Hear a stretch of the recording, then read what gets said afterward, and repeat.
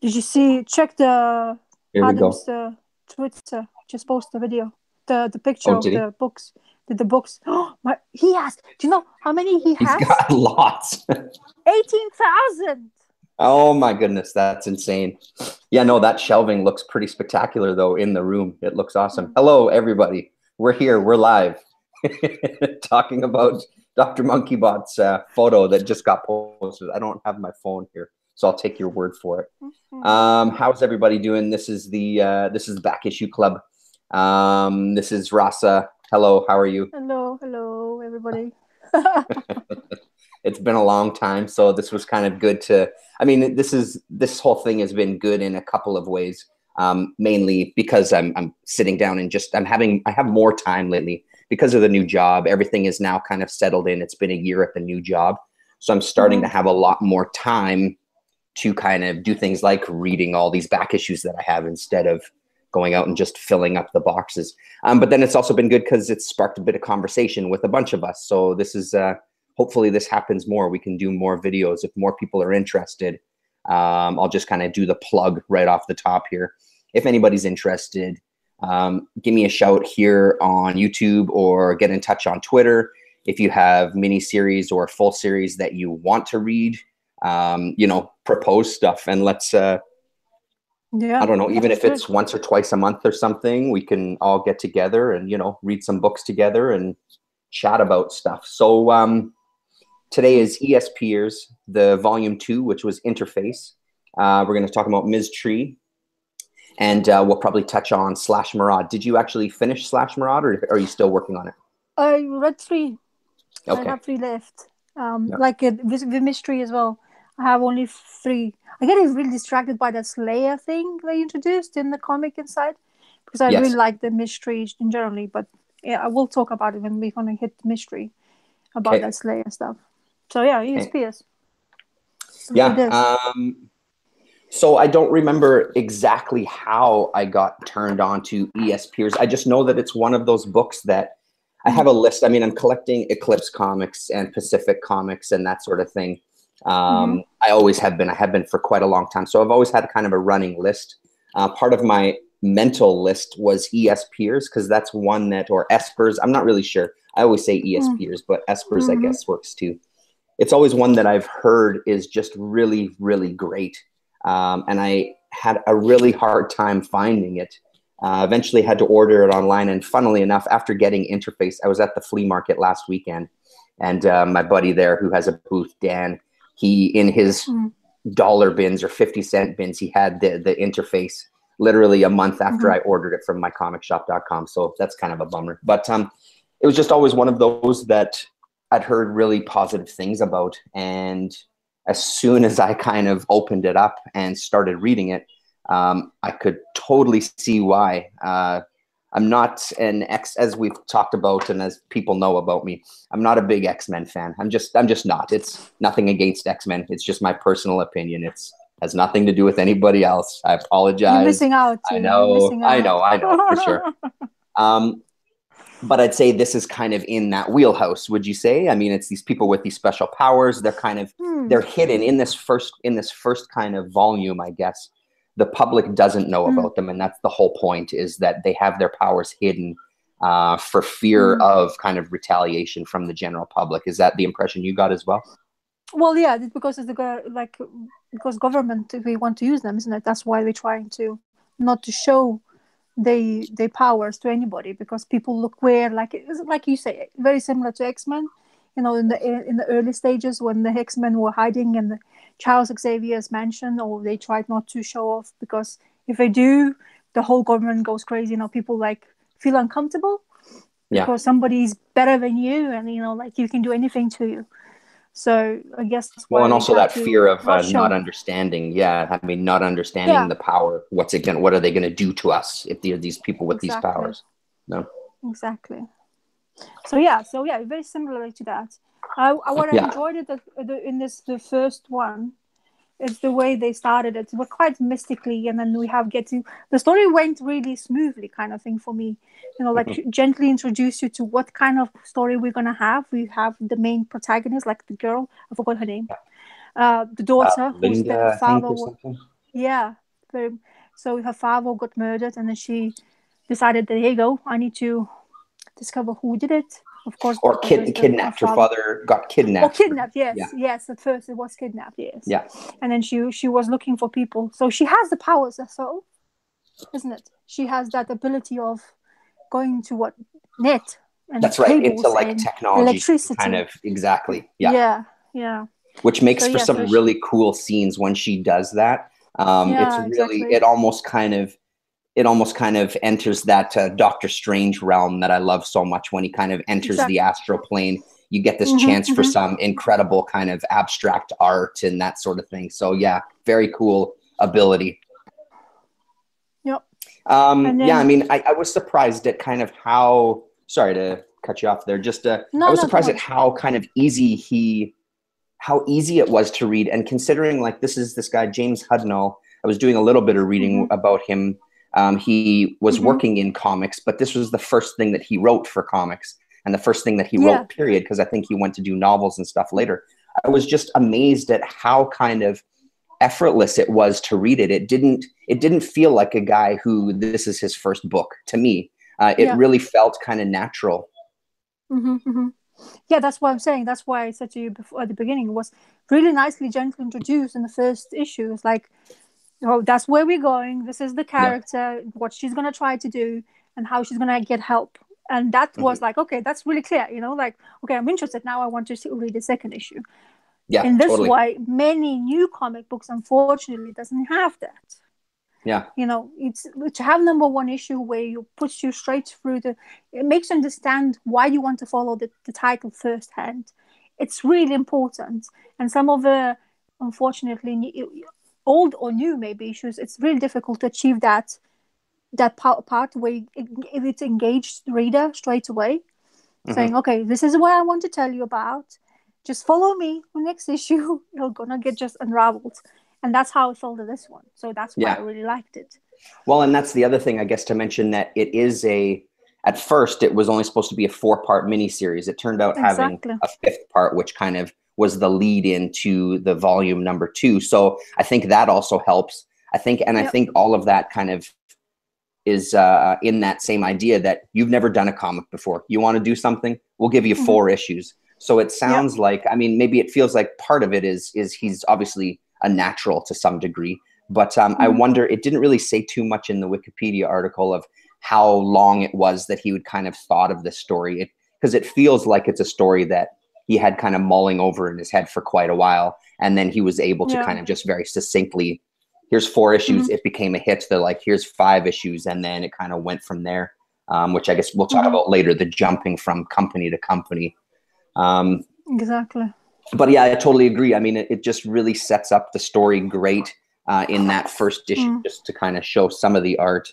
The art in this one I thought was good. It didn't blow me away, but it didn't like turn me off of reading it either. It's really of that time for sure. There's nothing wrong with it. It serves its purpose. Exactly. Yeah, the thing is, the inking style was really dark, I think, in some areas. And I know they were trying to portray the maybe the story or the atmosphere in the story, how it's gonna go forward. But sometimes it's that's the thing with comic books. You have the art which actually drags you to read the comic book, you can, but if the story sometimes goes better, and the art just somehow just doesn't. I mean, it helps. I mean, as I say, I like it as well. I wasn't really complaining about the art, but it really helps that both artist and the writer works together, kind of thing. So it did work in here. So I really, as I say, I can't complain. Well, and I wonder if part of it, because I do have like I said, a bunch of other Eclipse, and I do see this as kind of their style. So I'm wondering if it was just also partially due to the printing techniques they were using at the time in the company that gives it this kind of darker style. Because you're right, there is a heavy hand in inking and kind of this not kind of washed out is not the word I'm looking for, but everything seems to blend. All the colors seem to blend. There's not as much kind of separation with depth and stuff like that. Like if you look like this, it's a lot of stuff is on like one plane. She's not really that far from the door or the bookshelf or the foreground. You know what I mean? So I wonder if that's partially due to just the printing process itself. and the paper and all that. But I mean, again, it's neither here nor there, because I still enjoyed it a hell of a lot. It didn't turn me off by any stretch. Well, that's the thing. Yeah, as I say, it's interesting how sometimes, I think maybe the artists as well, it's a first issue, really tried their best, and I think some overthinking too much. Yeah. On the because at the end of the day, they want to make an impression. That's right. So sometimes it goes that you have like sometimes as I say, panels were way too busy. It didn't have to. Really, yes. It could have been a bit more simplified, but as a first issue, I always think that people goes overboard, and I heard many creators saying that don't do too many complicated things. It just makes it, confusing for the readers. So maybe that's Channel what happened. Mobius. Yeah. Exactly. Just think about his panel layouts.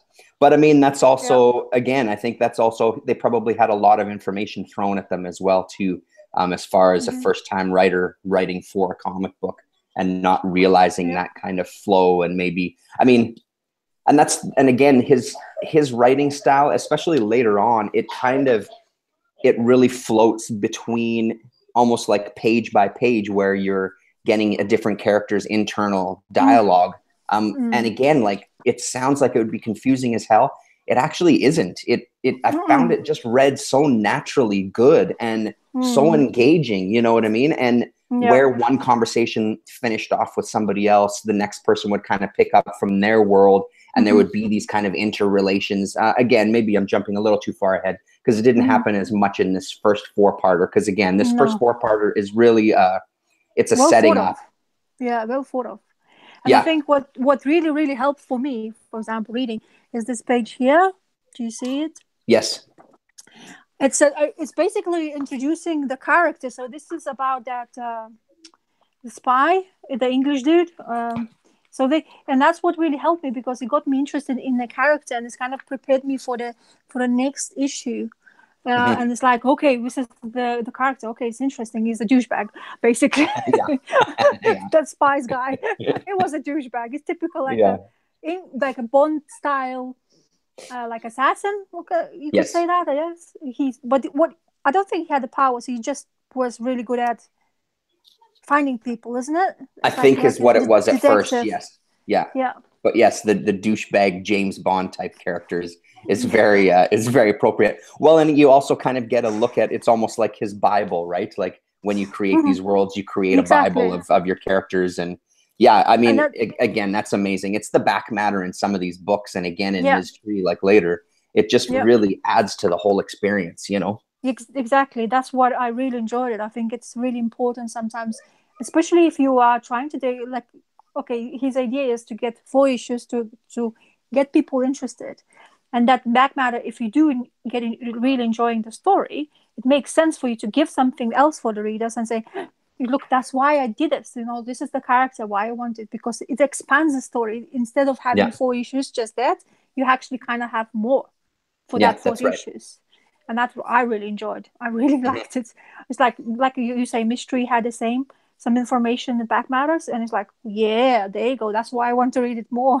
And I wonder if he's similar to Max Albert Collins in that regard of, I wonder if he had this story as both a comic idea and as a novel idea. Like, I wonder if he had it in both formats, or maybe he had it as a novel. Again, like that one page, I only did some very surface searching. I'm very curious to read more about him and kind of how he came up with all these things, and kind of chase him down a little more, because just out of the interest there. But I mean, and it's what Brubaker does so well now too, which we've talked about before. All that back matter, even if you don't read it, it is there, and it's articles sometimes by other people, but it's usually within that genre or wheelhouse that he's kind of doing the book.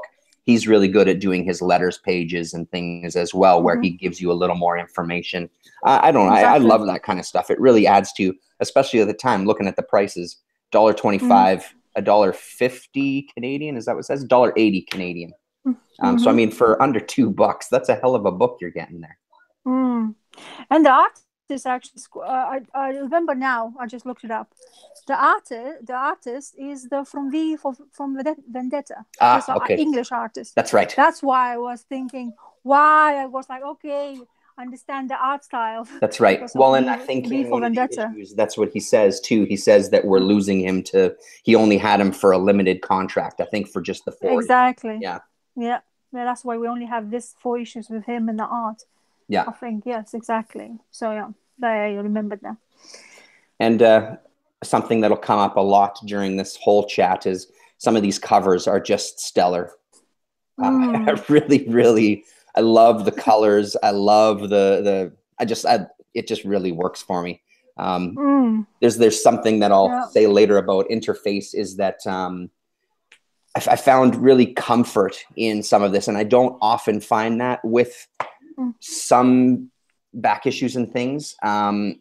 There's something about this era. There's something about this style that just personally really, really works for me, especially kind of growing up reading the Shade the Changing Man and Spectre and all those kind of things, and that era of Vertigo. There's something really comfortable about this style of comic for me. When I read it, I just really feel I don't know, I just really feel in that moment and in that world. So seeing all this stuff just amazes me. And those colors of green, I love that green on there too. I don't know what it is about it, but just really pops. And this in this issue showing now is we have those two characters who kind of become more friends than anything in the story. Kind of, because we have this Japanese kid, basically. He's what, 18 or something like that. Really young. That's right. Yeah. And then he's like always protecting, and but one power is electricity, and another power is fire, isn't it? That's right. And the Japanese guy, I actually loved it the most because of his back matter, the way it was written, and it told us how he actually gained those kind of things, or what he did in order to realize what kind of powers he had, and it just solidified me as the character. He wasn't talking much. He doesn't have dialogue. Yeah. No. And then you imagine you don't have the back matter. It's like, so who the hell why he's there, part of this kind of thing, And it really helped. And I think that's what I'm saying about back matter in comic books is sometimes it's vital to understand the writer's point, why he's putting that character in there, and why he's such an important, like maybe a part of it to tell a story. So I really like that.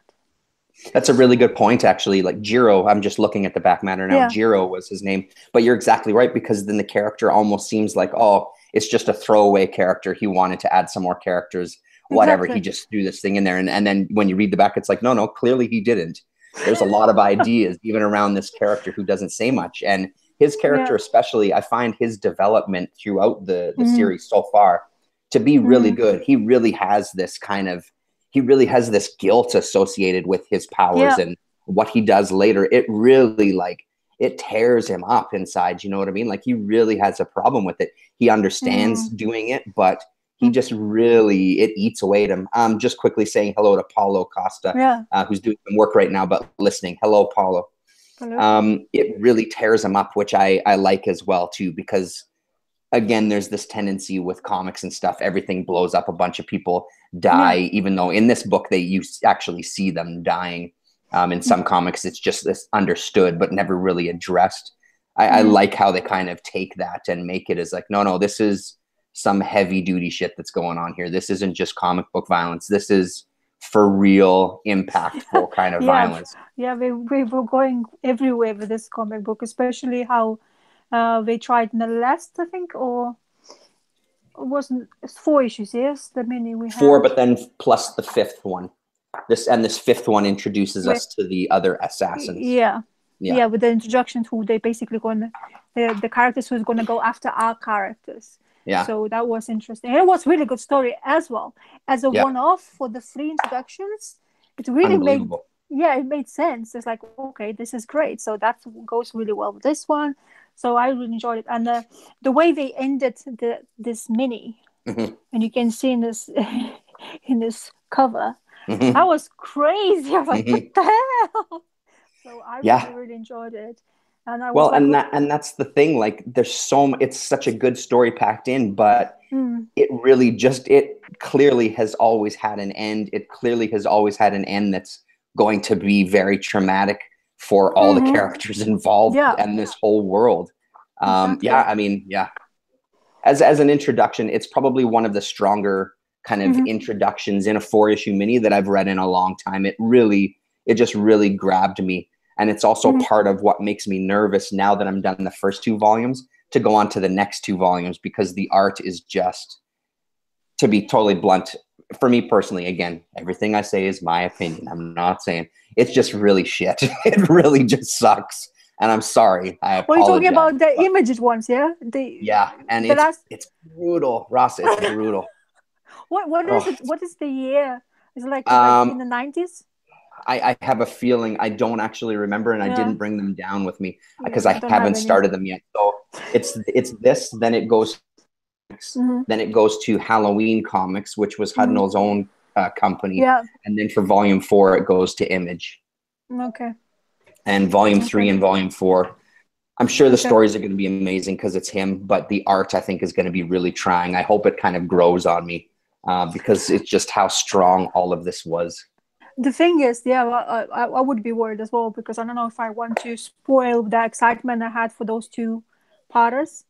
Because it just went the way it went, and it's like, it's satisfied, like totally. Reading, and even the change of artist didn't make any difference to me afterwards. It actually made more kind of different take on the characters, but in the same way. So I really enjoy it. And first thing, okay, I can read a story, but if the art is going to bug me throughout, I think I'll lose the attention span you needed, kind of thing, to follow the story. And that's because I've always been an artist, art first in comic books for me, then the story. So for me, it's like to say, okay, I'm going to continue just because I like the story, can be really difficult, because I'm going to continue flipping and seeing, and you always get distracted saying like, oh, I hate this. Like every page, like, and it's so bad. It's a bad feeling. At the end of the day, the person who was doing the artist probably did the best they could. Of course. And they chose the person to do it. So of course. But well, and that's also what I was going to say. It really seems like he had a pretty big hand in choosing the artist that he wanted to work with, because he's very specific. It will just jump, if it's okay, if you're okay, jump to talking about this one, because this is the one that when I opened up this book and saw this art, I was just so completely blown away. This art worked so well for me. It has kind of a Sienkiewicz kind of feel. Yes. I mean, Sienkiewicz as far as like one of his many styles, and you get touches of that in here, and it expands even more so in interface with the next artist that comes on. But everything about this book, like, look at those colors on that page. You know what I mean? Like, and that really worked for me as well. Yeah, it totally did. And really gives you that insight into what their powers are. Like this one character, he can kind of just read people. He can see what they are really like inside.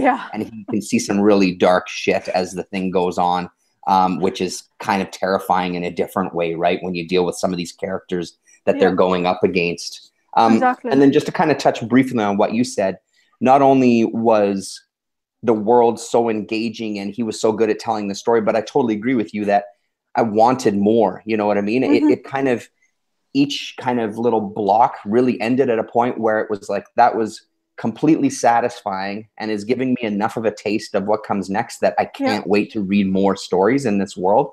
And again, that's just something that doesn't happen all the time. You know, it's as much as I love miniseries, this has got to be the first time in a while that I've read a miniseries where it's like, shit, I really wish this was like 50 issues, 70 issues. You know, most of the time when I read miniseries, I love them just for that reason. There's a beginning, there's a middle, there's an end.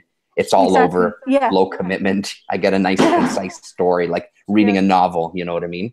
Just to say hello to John DaCosta is here as well too. Hello. You should read, by the way. You're saying you haven't read it, so go on and find it and read it.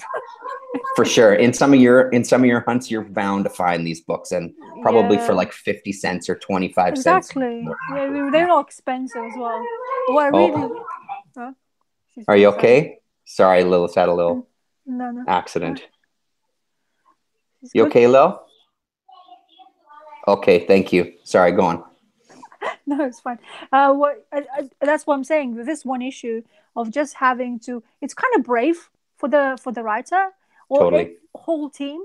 Say, okay, I'm not gonna touch about the characters I was talking to you in Mini, but I'm gonna just introduce you these three guys, and you're like, okay, so and you start reading. It's like, okay, these characters as well has so much depth in them, and you're like, okay, so he's capable basically introducing characters, make you interested in it. And then one thing what we say, why I was very excited because of the back matter, because he was talking, saying, I want more. He wants to continue the storyline. And you're like, so where did he do it? So then we found out that he's had to go to another company, unfortunately. And that time it seems to be there was things happening like that. And then we got this, the InterFace. Yeah. So just to kind of say, in this last issue, this artist, John Burns. John Burns, yes. And then in InterFace, it's Paul Johnson, right? Is that correct? The whole thing? So. Yes, Paul Johnson. Yeah. And again, I think it's a fair point of, he's just looking to add some more characters, but it just was that I'm glad to see the characters, and it just gave them their next, how can I still take these characters in this world, kind of introduce something new that doesn't seem, it didn't seem like a jump. It didn't seem like a stretch, like, oh, that would never happen. It seems perfectly logical when you're dealing with this government that's tracking these kind of ESPers or ESPers around the world. And there's these different, you get introduced to the idea that there's different factions of these ESPers.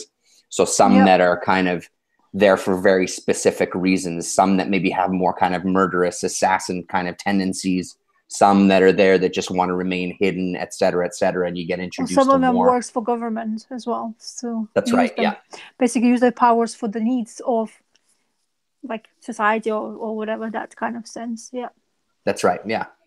So the jump into this issue with Brian Johnson, really happy to see that again, kind of, although not as kind of crisp as John Burns, still kind of that, again, it really felt to me very, it just felt very Sienkiewicz-ish, you know what I mean? Still that kind of, that mix of styles that I love, even stuff like this with kind of a more collage element to it. And again, the colors are just incredible on this paper. I guess, is this the Baxter paper? Is this the infamous Baxter paper?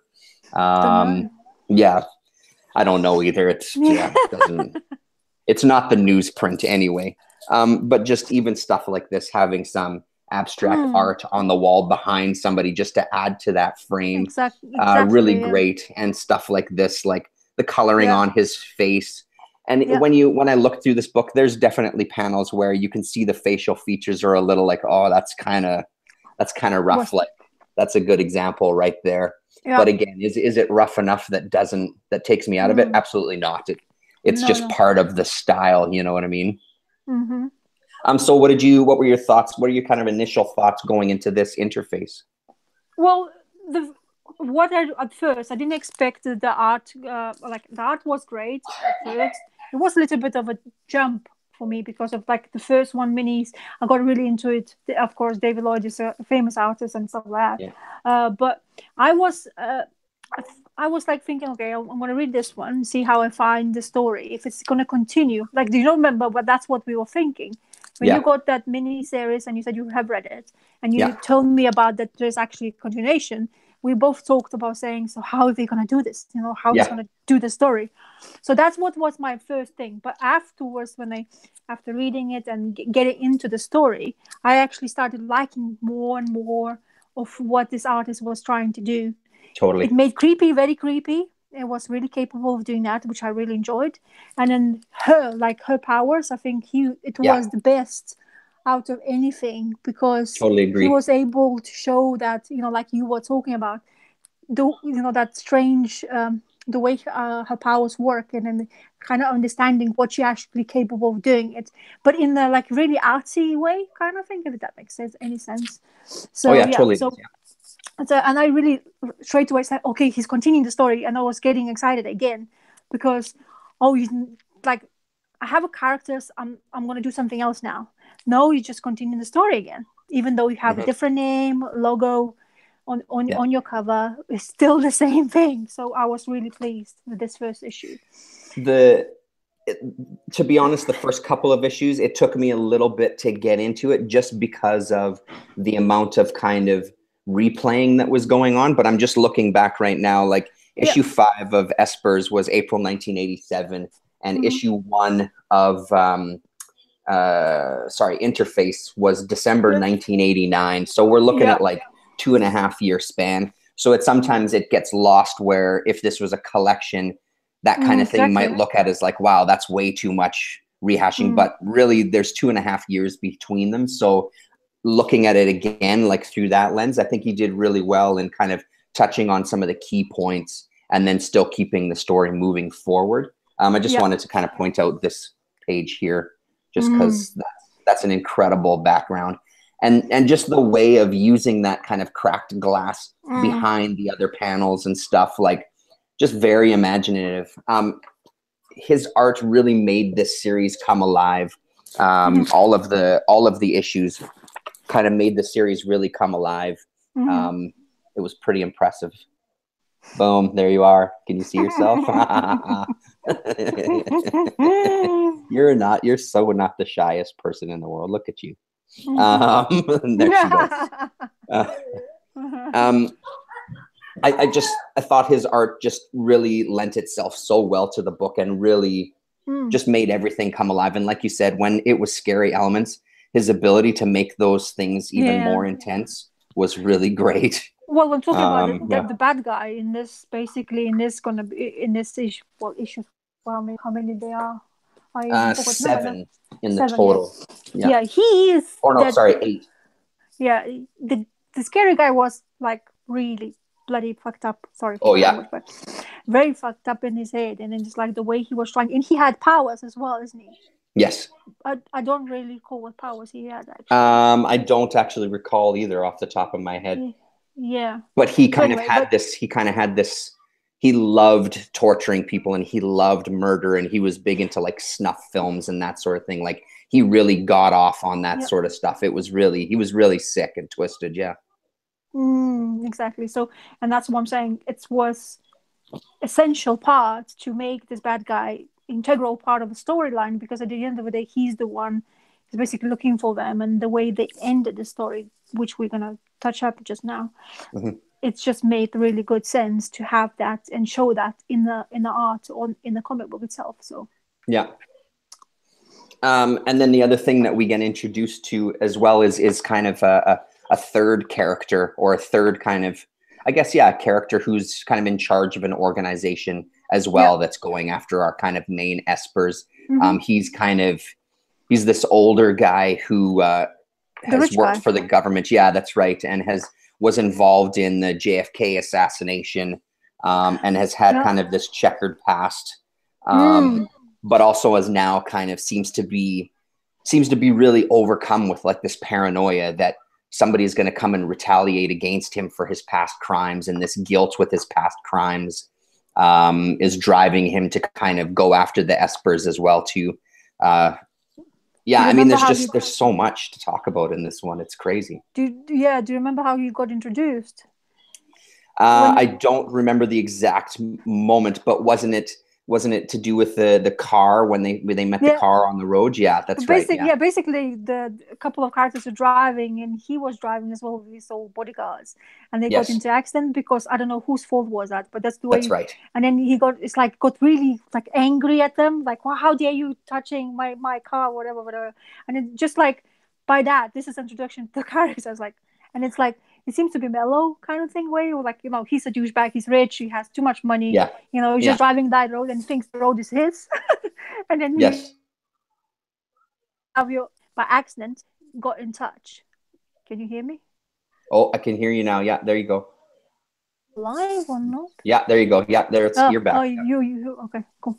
Yeah. So the way you got introduced to him, and then the writer managed to basically evolve this character, and how he used the real facts, JFK murder, into the comic book. I really enjoyed that. I was like, could it be he assassin kind of thing, but Yeah, kind yeah. of realistic. And because you said the collage that he's using and the facts he was using, how he managed to do it and how everything evolved, and it was just like somebody basically bought, like he was an assassin, and they That's asked right. him to do the job, and he didn't have really a choice. He had to change his life completely after that. That was really cool. Really nice. And just that, like you're saying, that moment of their interaction, because that was that same moment where Jiro kind of had his outburst and kind of took care of the bodyguards, that he starts feeling guilty because him and his BFF, they kind of take off, right? Did they go to Hawaii or something? I can't remember where exactly they went. Yeah, we got really like, because they had to hide, isn't it? They all of them got fed up being in one position. It's like, well, we're done. Can't deal with this anymore.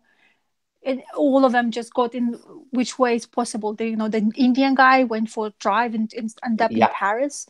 That was bizarre. It's like, oh, I'm off, and he's in Paris. Like, what are you doing in France? And then those two guys, they just wanted to chill out and just be normal kind of thing. And and just escape it and escape the whole thing. And I guess that's maybe important to say that we didn't really, at the end of the first one, they kind of finish their mission, and because now they're going to be hunted, they have to.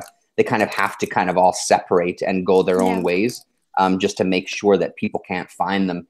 And it's kind of like, it kind of ends almost on a downer of, we've done this job. We feel like we've been kind of used. We don't really feel comfortable with the outcome, period. We don't want any part to do with anybody. And everybody just kind of scatters to some degree to kind of get their heads back almost. And one of the characters who has the power of teleportation, she has that very traumatic incident that she teleports out of and kind of ends up somewhere where she doesn't remember how she got there. Maybe she was the one that ended up in Hawaii. Anyway, she ended up teleporting somewhere else in the world and kind of just lost all recollection of where she was. And her story in these is done really well as well, because you kind of spend the 8 issues, or the first 5 or 6 issues anyway, following her as part of the storyline as she's kind of going from place to place, piecing things together. And it's great. It's just so well done. And again, like all these little storylines, it may sound like a lot with all of these different characters. It's just incredible how easy it is to read it and how well it's pieced together.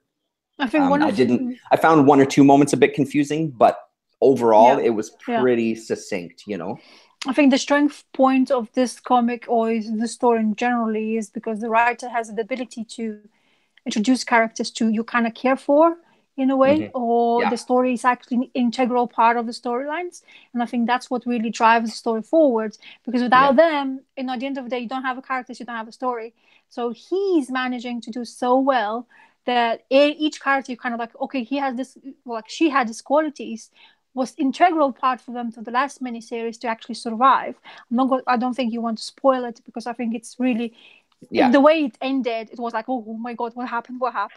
And then you have in here in the interface basically kind of explanation of her, what happened to her after that. And that was really good, because it actually told us back matter. I think it was back matter in this issue, where it showed how she managed to get these powers, and then everybody's missing her, and because of her basically everybody's just scattered. It's like, no, it's like one team is always like, we talk X-Men again. Phoenix gone, disappeared, she died, and everybody's like, well, fuck it, I don't want to do this anymore. I'm going. So it's kind of integral parts. So really good character as well. So that's what I'm saying. It's really strong. If people likes reading something about like how can you evolve a character and storyline, this is really good to read in finding out. So really love it. I just wanted to point out this cover, speaking of Shade the Changing Man, that really just reminds me of that series so amazingly well. Just so fascinating. Just the other thing to touch on with the art, as much as like all of these were just incredible, all of a sudden in issue number 7, so the first 6 issues kind of wrap up that little plot, that little storyline there, kind of get wrapped up in 6, and then 7 and 8 kind of just take it to the next step. And the thing that I found incredible about issue 7 was kind of how terrifying it was. It looks like this whole series to me, and I said it already before, but it really seems alive. Like, it really seems like the characters are alive, and there's this kind of, everything is getting contained in this book, but barely. And this just really struck me when I took it out of the bag and saw this hand on the back cover. Honestly, it kind of freaked me out a little bit, because it's this idea again of like, these characters are right there and they're going to come out of this comic at any moment. So this one is kind of they've had this moment, they're trying to come to terms with it, but the art in it is all very, very dark, and very ominous. Even though there's some stuff going on that could be read as positive, there's also still a lot of darkness that they're dealing with as they come to terms with things. And that's where I think that Hudnall does a fantastic job of picking his artists, because I don't think anybody else could have done it better than I'm blanking on the name. We should make sure that we say names. The artist is Bill Koeb, Koeb. And I thought he just did a phenomenal job with kind of portraying that just really ominous kind of issue. It kind of confused things. I couldn't quite always tell which character was which, but I let that go early on and just kind of read it as a story and tried not to worry too much about the details. And it really worked for me as a one-off. If it was all of a sudden the art for the remainder of the issues, I don't know if it would have worked, but for this single issue, it was phenomenal, I thought. So do you think he was trying to do like the same thing what they did in the mini and then the 5th issue, that he trying to kind of roll into something what is going to happen next to the characters? Because that's why I felt a little bit confusing, because I didn't really know what's next, because it as you say, 6 issues, we kind of know exactly what happened, everything is all sorted, and then suddenly you have 7 and 8, and then like 7 years, you say one story off, and then you have 8-1, where is basically what you say in this one had, it's like you question, like what did I just read, what happened, kind of thing, to at least to me.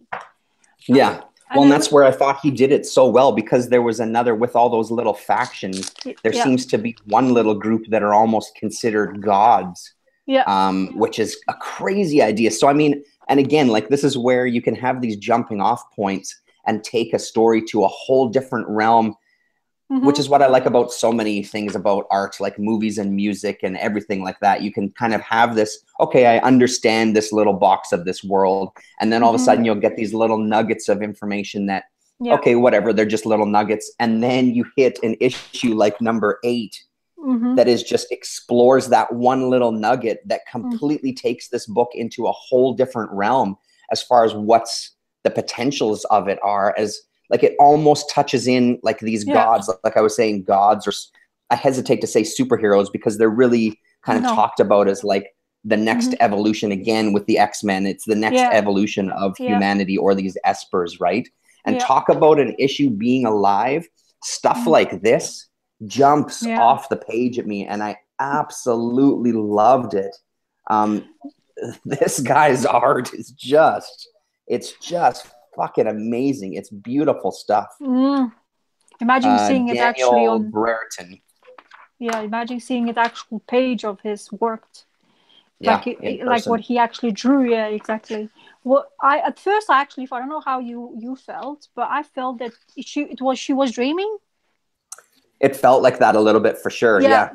Like she was in the dream state because of the way she has the powers. Okay, the way she uses the computers and everything. I was thinking maybe somebody really fucked something up in her head, and she just went like tripping. You know, like absolutely. And then that's why I felt like, because this page, the double spread they have, exactly, is so amazing. I was like, what the hell? But it's just like the beginning of a nightmare kind of thing. And that's page 2 and 3 is the other thing, right? Like, it's not like here's the end of the book where we're all of a sudden going to reveal this. It's like right from the beginning, we're going to go, this is what they're dealing with. It almost kind of enters Doom Patrol territory, where we're going to take this idea of these beings that can kind of, because the idea is that they can control your thoughts and they can make your fantasy worlds come true. So you're locked in this kind of daydream almost, but you can't actually die, which is where the whole dreamy element came. And our one main character kind of gets contacted by this character on the front, whose name I'm blanking on, to kind of tell her that you have to snap out of this. you have to snap your friends out of this. You have to kind of break free, otherwise you're going to die, kind of thing. Exactly. And it absolutely blew me away, which is also what makes me really hesitant to keep going, because again, it's not this art in the next series. It's just I have a feeling it's going to be one of those. It's horrible if they end the issues with this art, and then suddenly you have absolutely something like like you say, totally different. Nothing you want to look. Yeah, it's a bit too striking and jarring kind of thing, because like at the end of the day, it went from strength to strength. The first 4 minis was like, okay, bold, very comic-y style, but then you have this one, and it's so arty, and it has so much like visual aspects, which really satisfies your eyes if you do enjoy art like that. And and then as you say, if we're gonna go worst from that point, it's like, what's the point? Well, I mean, as far as like the art mirroring that kind of build up with the story, I mean, because the first 4, they really are kind of like you said, it's just, this is a comic. There's no doubt this is a comic. We're going to follow some certain tropes and stuff, and we're going to deal with things in a certain way. But with more information, we're going to get a little crazier. So the art's going to get a little different. And it just, I don't know, man, like for 12 issues, it's probably one of my most favorite reads I've had in a long time, along with like Ms. Tree and stuff like that. But this one is really going to stand out for me as far as some of the best of comics that I've read in my life, kind of thing. It's going to be right up there for me. Just everything just worked so well together. I mean, I'm going to dig into the next series as well, because I've got them all. So I'm going to give them a shot. I'm going to try to get this amazing art out of my head, and I'm just going to try to focus on the story, because it does feel like he does have stuff to say. He does have something he wants to talk about. So I'm going to give him the benefit of the doubt. But I'm not. I'm gonna wait until you read and you tell me what you thought, because I don't want to go jump into, because as I say, it really satisfies me what I have just read, and I'm really good. Like sometimes you don't want to push the story further because it will spoil it for you, because you will remember bad things first. You always do, unfortunately. Totally. You can have this amazing art, and it's gonna, the minute you're gonna flip through it, but as a comic, you put it in the bag and board and you put it away and shelve it. But then you're gonna start to read something worse. You also remember that worst part. So I'll wait for you to enjoy it. Okay. I know. Well, and then see how you think. It's kind of rare for me. Like when I think of things like, for example, the first Blade Runner, or I think of like the first 2 seasons of Twin Peaks, they have these kind of open endings. But I was fine with those endings. I felt that they both left with on a satisfactory, even though there was a ton of questions, I was okay with that. That said, I thought that Blade Runner 2049 was phenomenal. The new Twin Peaks was phenomenal. This one, when I finished this one, I'm not satisfied that this would be it. Like I want more in a different kind of way. Like part of me is, I can't really live with this being the end, because there's just so much rich territory that it feels like they're just starting. It's been this incredible build up to kind of this richness that's still in this story and in this world that has yet to be discovered. So it's difficult. Yeah. Anyway, that's my thought on it anyway. Yeah. We'll see how it goes. Well, you never know. You'll start saying to me, you'll start jumping from excitement, and hopefully that will happen. God, I hope so. Yeah, fingers crossed for you. Yeah. But as I say, I did, as I say, satisfied. But because he has such a ability to enrich the storyline with the characters, and I really like that.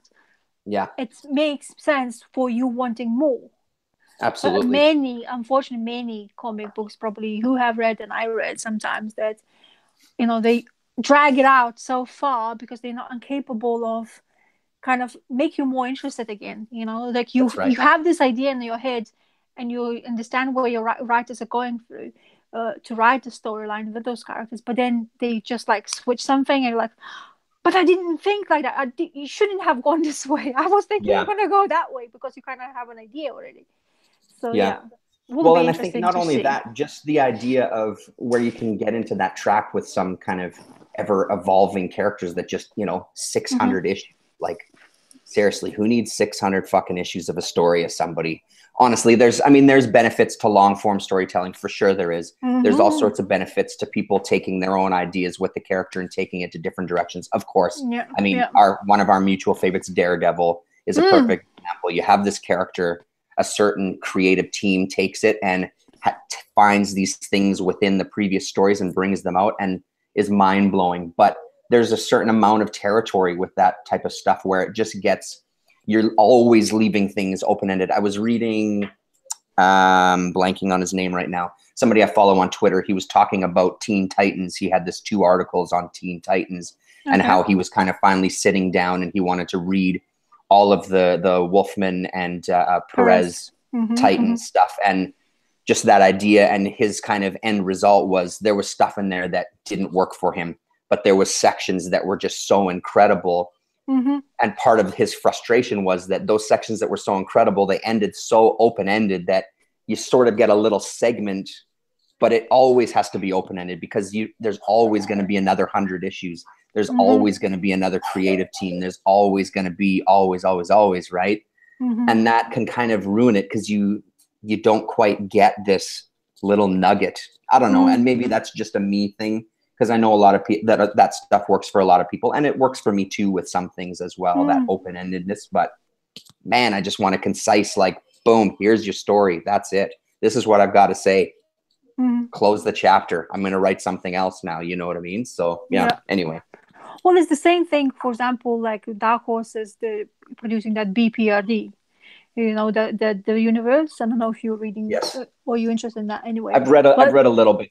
Yeah, and it's really well involved. It has rich character base, which is what I really like. I'm glad. I always have been glad that Hellboy wasn't really present in there, because it's a baggage. That's the thing. You have a character with this popularity, and it becomes a baggage. Rather, you kind of have to tell the story with him rather than anybody else. And then you have his BPRD, who has this team and had really, and the way they finished it, and everybody's like, oh, "This is it? Is it gonna be this?" Or because we wanted more. Because as I say, we're talking about the same thing. You have really good characters, and the stories were going really well, and it always questions you, or you want to question the story, and seeing what it is, and then. They continue now in the new one. They release the new ones, and the new ones are still getting good. I think good enough, but not as what it was before. So that's kind of thing. You kind of, if you have a characters with such a baggage, like big two companies, I don't think they are able to, or they will be doing nothing to stop the story. At the end of it, if you want to stop the story, you have to kill them. One choice, or they leave. Just leave into horizon, kind of that saying, and never come back. But it wouldn't make sense, because then they would lose all the characters they have, their rich history. Why do you think DC and Marvel has 75 years of history because of that? So if you want to take it, you can. Another thing what really excites me sometimes reading of superheroes is that you have those one-off storylines. Somebody comes, take the character, like now we have Batman White Knight, and you have Sean Murphy doing complete everything, and he's flipping everything around. Batman is a bad guy, Joker is a good guy, Okay. But this is just one-off. It's going to be just 8 issues, and you have your Batman stories already in the continuation. Nobody worries about it. That's right. But that's the good part about a new comic, because like all those characters are superheroes. You need that kind of to satisfy you. I think that's a clever way of dealing for DC and Marvel. If they wouldn't have that, it will become sluggish, kind of thing. Oh my god. Yeah. I heard. Well, and the bravery to give someone the reins and just like, here, just do whatever you want. Seriously, do whatever you want. And, like the Elseworlds back in the day were always my favorite reads as far as DC, because it was like, forget about continuity, forget about everything. Yeah. Just do a story. Just do it. Do whatever the hell you want with these characters, and we'll just call it Elseworlds, and we'll put it into one of the 9,000 universes, But that's the thing. That's the beauty of comic book or even storytelling. At the end of the day, you are able to use the characters if you're willing to let them. Just give them a couple of issues, and just, if you have rich, of course, you can hit and miss it. But if you have rich story and it works, perfect. It just excites you more about the character. Like Batman, I was reading the Batman from the King. I'm dropping now quite a few new books because I was telling to my husband, you spend £1.50, let's say, for this issue, and Yeah. you have this, and then you take your new comic book, you have £4 to spend, and you're like, oh, I have to wait for next one. Yeah, It's yeah, not yeah. satisfying enough anymore. It's like, what the? You know, there's so much more, and there's so Yeah. much more to explore. So yeah, I'm going on a tangent now. No, totally. It's totally fine. I think Yeah. you nailed it exactly with your BPRD and that whole world, is that there's a character called Hellboy and you have to address that character. And that, I think, is a big downfall, where it's like you can tell these unique stories, but you have to address the big guy, whatever it is, like the Superman or the Batman or the whatever, or depending on what world, the Captain America, whatever, right? You have to make sure you address that guy. So yeah, exactly. Yeah. But I just, like I said, I think it's going to be one of those stories where I want there to be more. I just feel like there's so much in there. Anyway, so needless to say, we recommend, I'm going to look in the camera actually, we recommend it to all of you to search those out. ESPers or ESPers from Eclipse, 5 issues, and then InterFace, 8 issues from Epic. And Epic is going to be something that I'm really, the guys at Galaxy Comics, they have a warehouse filled with comics. And every once in a while, I've suggested to them, hey, do you have any Epic comics? But like, we probably do at the warehouse. I'm really going to make a push, because even looking through those and seeing some ads in the back, I wrote down a couple of titles I want to look for. I'm really going to make a push. Like, what do you have in your warehouse? Epic Comics. And especially if it says the name Mobius on it, bring it to the shop, because I'm your guy to buy them. Because I imagine they have something there that I've got to just hunt down. Whoosh, the Mobius stuff is poof. I'm starting to like the first one video I made, and you can find on my channel anyway. So about the blueberry, but bloody hell, finding those 2 books, Lieutenant Blueberries, I forgot what I came there for. Okay, Adam was next to me, which is fine, and he was digging and stuff like that. But when I got them, because it's the story, the guy, the Giraud, I think it was his, who is writing it, is typical like spaghetti kind of Western type stories.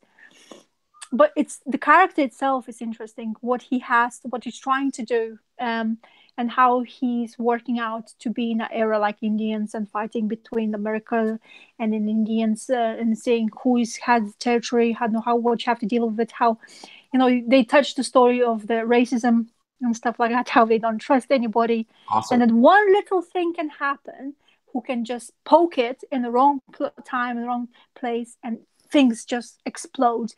And then you have this art, which he's, by drawing, like each issue, I somehow feel like they say that the Blueberry, those 4 or 5 books of Blueberry, the last ones, is the best Mobius have done. And I could really tell you it is big difference to me, who I've seen it now, Lieutenant Blueberry.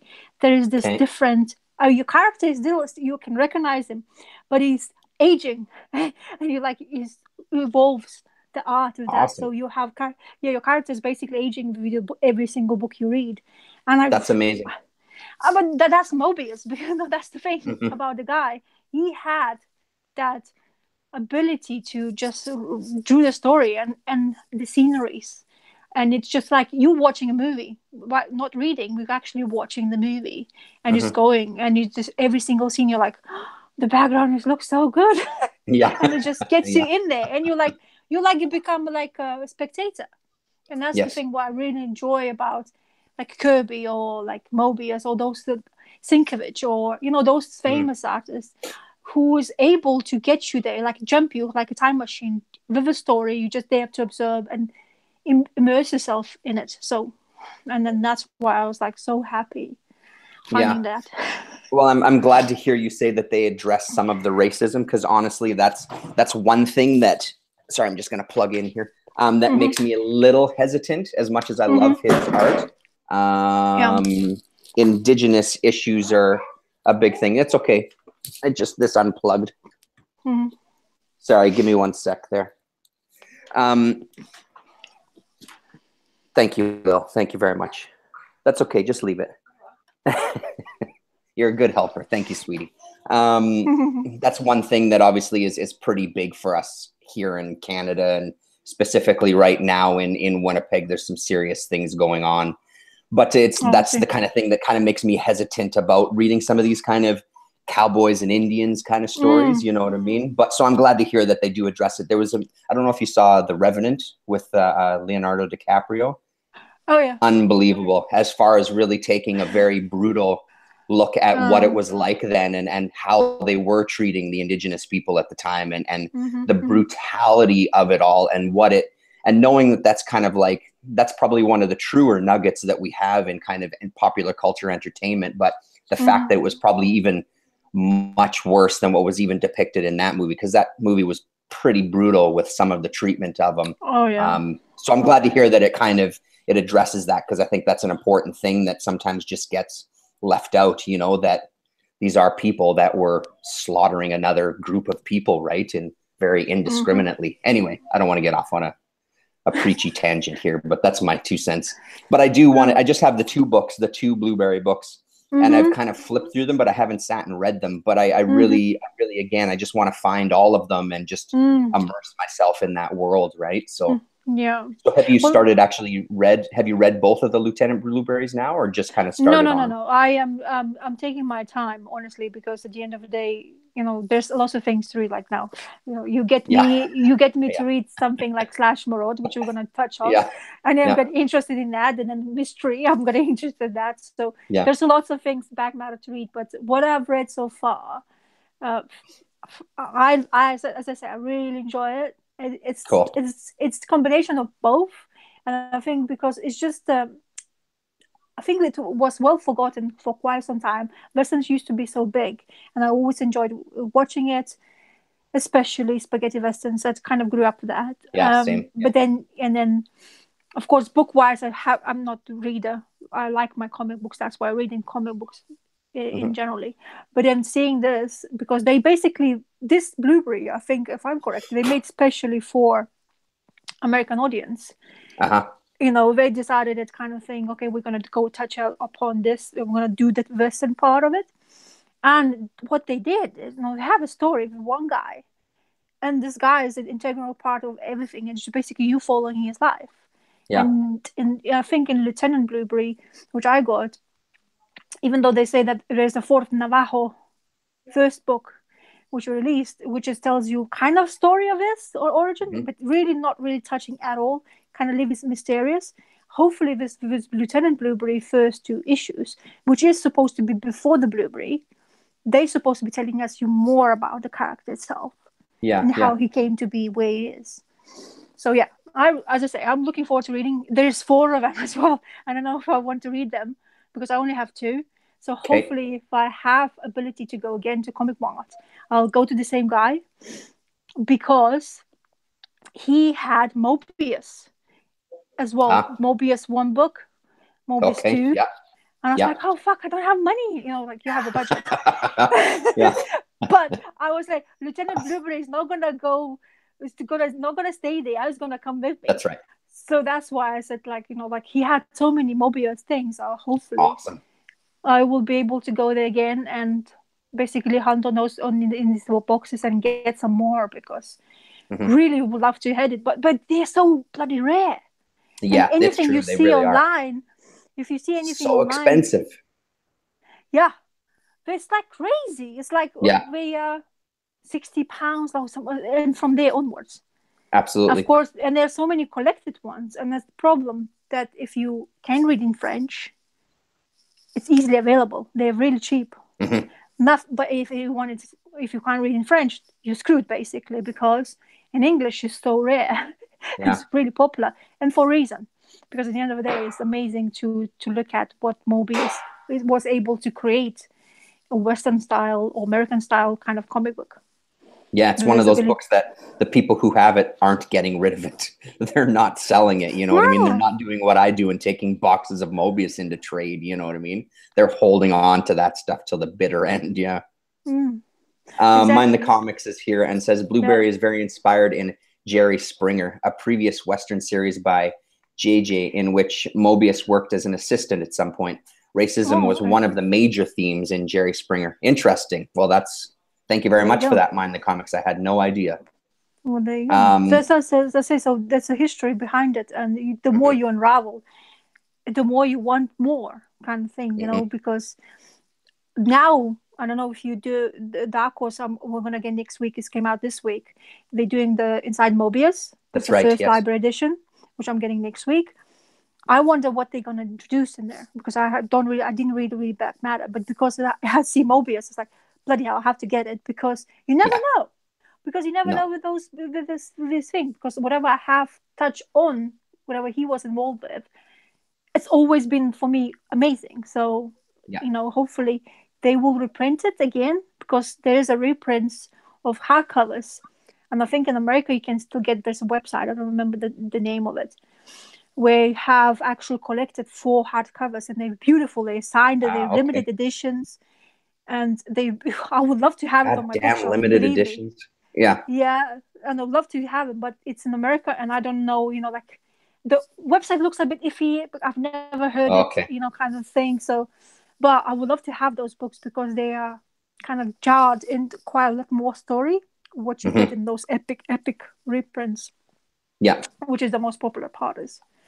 So, amazing. Well, the idea of following a character throughout his life is fascinating as well too. I love that idea that you're going to see, like in The Unforgiven, there, that Clint Eastwood, where you're seeing the spaghetti western hero at the end of his life and what he's like. That idea is just super appealing in kind of a serialized format. Yeah, I'm surprised how much they actually managed because he was, I don't remember exactly, but there's something that he wasn't the first thing they thought of to write. I think he was just there, but suddenly they took him a character, and suddenly he made him involved in such a big thing where whoever bought it, whoever read it, that's what I'm saying. You buy it, you keep it, you don't sell it. Yeah. This is going to go with me as long as I go. Yeah, that's right. Yeah. Because it's just, the format of epic comic books, they really did really well. I think so far, what I've touched on epics, they really, production-wise, it's really nice. And this one's are spectacular. As I say, it's like a magazine, at the end of the day. Yeah, exactly. Yeah. And you just like and the art, it just pops because it's bigger format. Imagine having it in just a single issue. That would be quite disappointing, I think, because you would want it to be blown up, because he has so much to show of his abilities when he draws a panel. It's like, oh my God, I know why the shadow is there, kind of thing. You want to actually find out, as me, who likes to draw, it's like that's kind of evolvedness of his art. You follow it and you're like, oh my God, this is so good, and why he's doing that. It's like, as I say, screen panels, like you're watching the movie, you have Tarantino, the last movie, what is Hateful Eight. Yeah, if you've seen it, the first panel he did, that like long shot with the carriage and the wide, amazing. It's beautiful. Yeah. So it's kind of similar.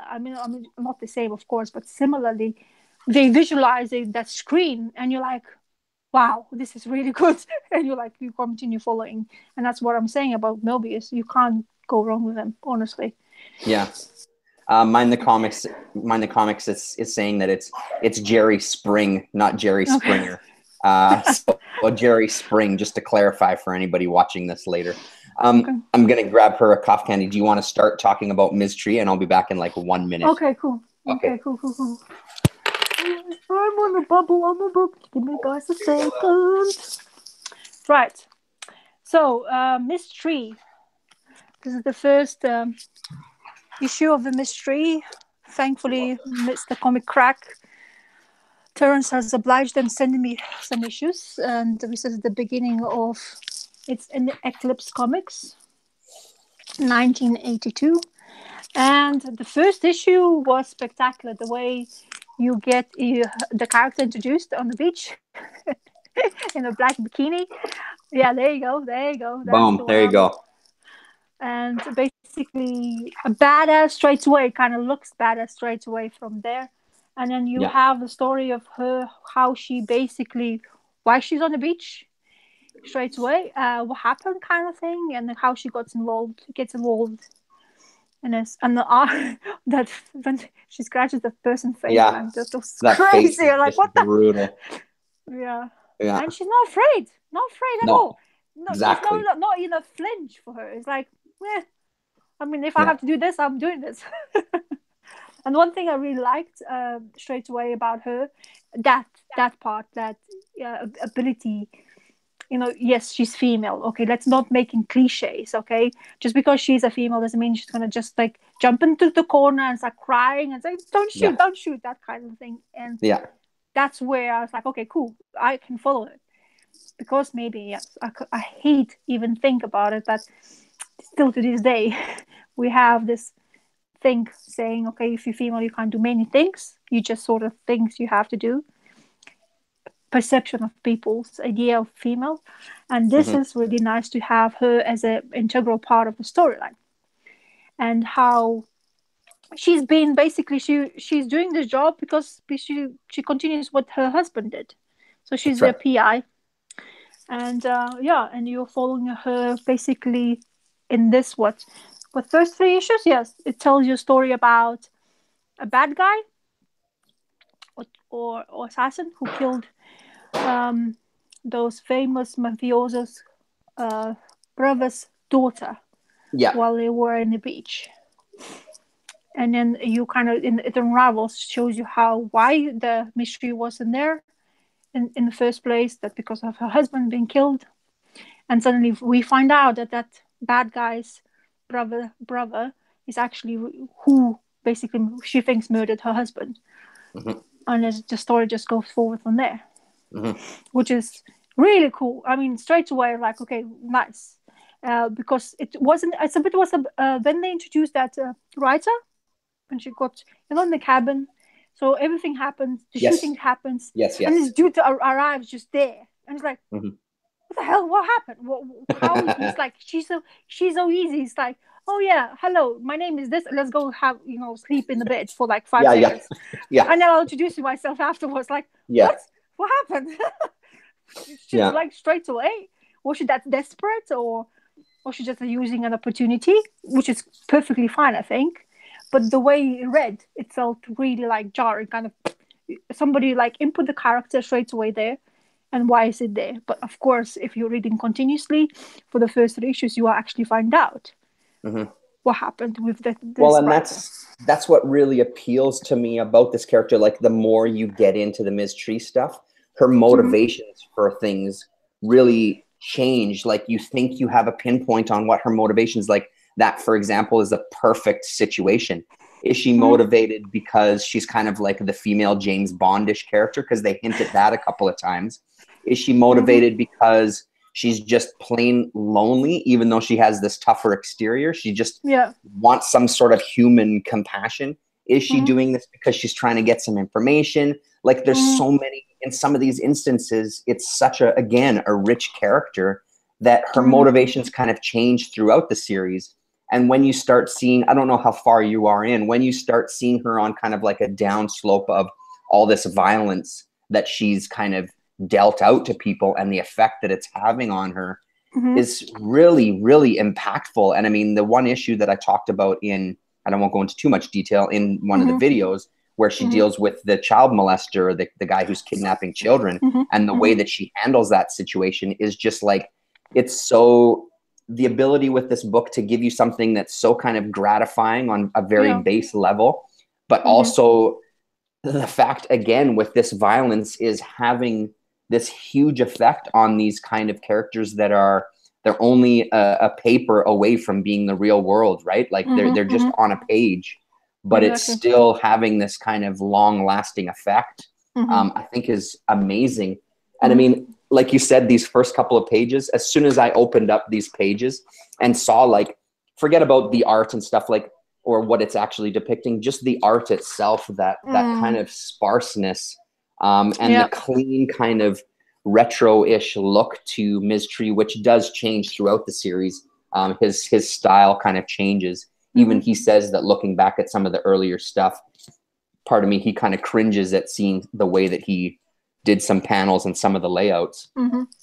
I think it's incredible to see this, even if you look at issue number 6, for example, what she looks like. First of all, these covers are always incredible. I can't believe that people trashed these things when they first came out. But you can even see in the way she's depicted there, a little difference in her facial features, and that scowl that she has on for a good chunk of the time. And then if you look even on the interiors of issue 6, you can see some kind of differences as well. And because we had talked about so much, we talked about Velvet. As soon as I started reading this, I'm like, oh yeah, Rasa, this is right up Rasa's alley. She's got to check this out. And again, it's one of those Johnny Zero, like Johnny Zero's partner is a big fan of this book as well. And just he had sent me a couple of issues. I had found some, and once I found that bundle of, I think it was the first, I don't know, was it 20 issues? I think it was the first 20 issues I was sold once I started reading, and I'm like, this is phenomenal. This is so great, you know. So well, that's the thing. The Velvet, I loved it so much, and kind of the way it ended the Velvet story, like where we were talking before about open-endedness and stuff like that. Yeah, it really bugged me because, like, bloody hell, she's such a good character. What that? Why are you stopping? Totally. I know he's got so many other things to do, and he's got involved in the Westworld, the TV show, because he was writing there. So that's crapped everything up for him. Then now he's doing this other story, which I'm unfortunately not following because I don't know. I just it's the character itself I didn't really get into that much. And then I afterwards following Steve Epting, the artist, on Instagram, and one of the threads he said, I missed that character, and I was like, oh, I missed that too, I want it now. Oh man, really, eh? He really liked drawing her. He awesome. Said he really, because the way he was, the paneling and everything, the atmospheres, what I'm trying to say, what really digs for me as a reader of the comic books is that if I'm able to just jump in there in that panel kind of thing and be in that atmosphere, I wanted to follow it completely to the fullest until the story will end. Totally. And then that's the thing, whatever, but mystery really excites me as well. Even though the art of BT's, which is, yes, very simplistic, very clean lines, but is able to use her and what she's up to in a way that makes me want to follow it, because of her character itself is really good, and he's portraying that really well in her art. So I really like it. And of course, it does remind me of all those detective stories I was watching on TV. Yeah, because I'm a huge fan. I'm a fan of detective storylines. I always have been. And it's the way how they just the story, how she thinks about it as well. I only read 3 first issues, honestly. So I am completely happy to, like, the next issue I'm going to read number 4. But I cannot wait, because you see, as I say, when I read something, I like to digest it first. I don't like to jumping in, because I like to actually let the writer and the artist to tell me the story and see what else is going to happen. Because at the end of the day, if you have a rich character like her, and I like it, I want to make sure I understand her, because the next stories, it will make me more excited about it. Because the way the third issue ended, I could not stop smiling. I was like, that was really good. So I was really satisfied with how she managed to solve the problem in this issue. Yes. You know, just looking back at it now, I totally remember now. Yeah. Oh and man, she's just so badass. She's unbelievable. And then also, in this comic book, as well as we were speaking before, the InterFace or ESPers, they have this letters pages where they always talk about things in there, how if they are satisfied, and then the information they provide about the characters and stuff like that. It said in here who artist who he was thinking to be her, like in real person. And I checked up the picture of the actress in those like really quite old ages. And she did look, there's some similarities, but this hairstyle every single time cracks me up. Yeah, it's very unique. Another thing which I didn't. Her name is Michael. Yeah. And I was like, by coincidence, me and my husband watching Star Trek Discovery, because it's on Netflix in this country, and the main character is Michael. Okay. It's like, what's coincidence, you know? Because I was just reading this, and we told her about her husband has the same surname as hers as well. That was like, what? We both three. Yes. That was hilarious. So he has that moments of kind of stupidity in a way, but it just makes it good, the storyline. It's, I don't know, it's just, she's not like the way she conversates with her staff, you know, like in her PI, when she goes in there and she gives shit to the secretary most of the times, and then those other dudes comes in, the blonde guy, and she always talks to him shit like, what are you up to? What do you think? Who do you think you are? Oh man, just wait. I didn't realize that you were so early on still. Like just wait until like the way they handle, and again, it's a situation where the way that they handle those secondary characters, one of the characters, the gentleman with the glasses, in that PI firm, he has a one-off issue later on. Honestly, it's probably one of the best comics of the series. And his little story there offers so much to that character. I loved it. And again, it's again, it was Twitter conversation that I saw people talking about what's more important, character or story. And a couple of responses were like, it's impossible to separate the two. They both go hand in hand. You have to have these rich characters in this world where they can interact and grow and adapt and shift through situations, which is what I think Collins does so well in this. And am I saying it right that this was his first comic as well? I mean, I know that he did novels and things, but I want to say that this was his first foray into comics as well. But now I'm not so sure if that's the. I know that I think he was, like you say, novelist first. Yeah, and he wrote quite a few stories because his first love was what is that character name? Detective. Basically, he was basing. Yeah, he was basing her basically on him in a way. That's right. Because the popularity of the character in like earlier times. So I don't know exactly if he was. I think it was something like that because they had this. Or what did he say? I think he had this idea of having her as a main character, and it wasn't really her what he was thinking to will be at the end, but because the way the story kind of got involved somewhere, I don't know where it was, that she became the main priority for them.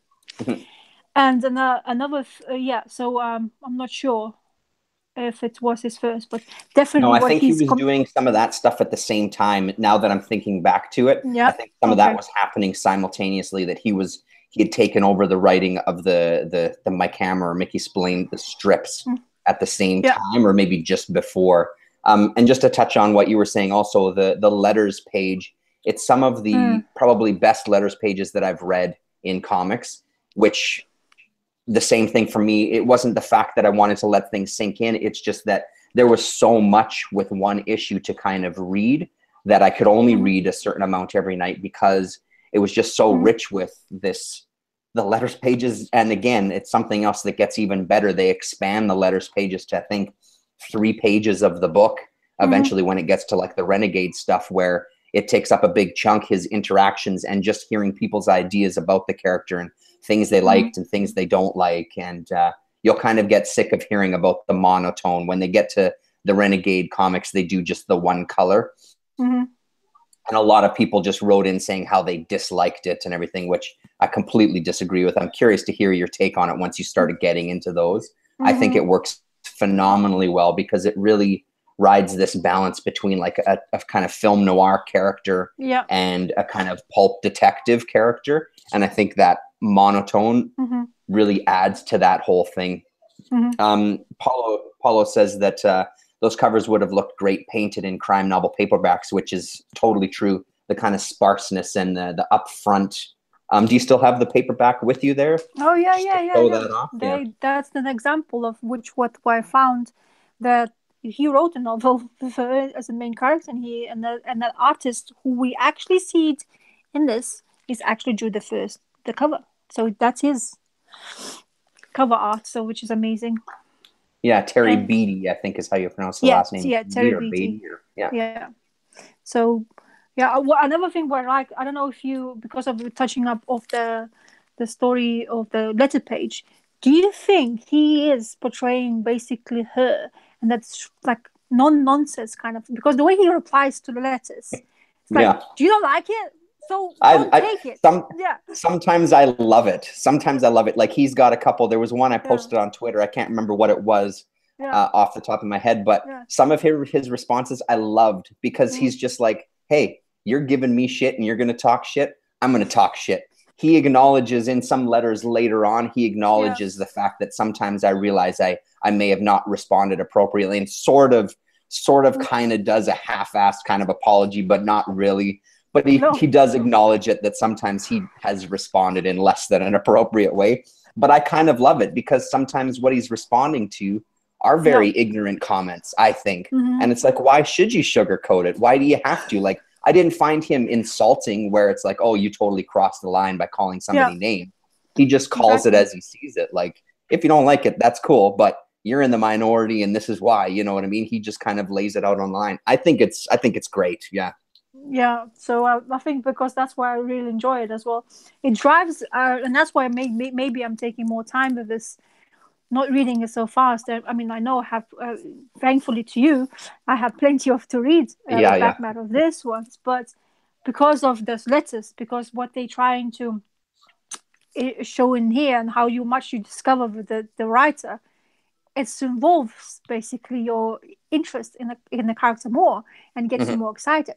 So I think when I would like take an example now, new books, some Image comic books still doing quite well, like recommend this. I follow Deadly Class, I follow his Black Science, and I love them both, and I'm continuing with them just because I invested so much in the characters already, and I really like it. It's a group dynamic again, very different two things. Of course, one goes involved with the time traveling, another one is just the kids dealing with lots of shit, what's happening around them.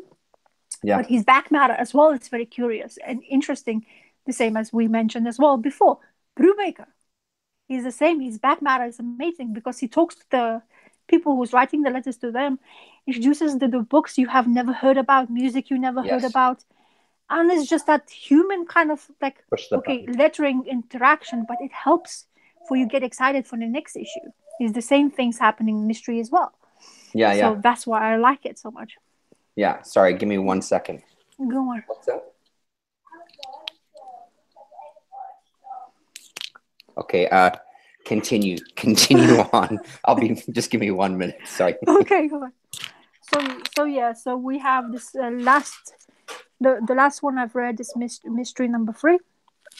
And of course, it's a detective story. Thankfully, they didn't drag along. And if you want to have at least a fair idea what we're talking about, if you're able to find this comic book, and letter you know, like if you do enjoy your detective story adventures, definitely worth it just to pick up those first 3, because at the end of the day we'll find out what's the character all about, what she's up to, and you'll have the end of the storyline. So if you don't think it's great for you, you just don't have to take it anymore. But the first 3 issues is a great introduction, I think, would be for anybody to just come in and see and have a feel of the art and the writer, what they all about.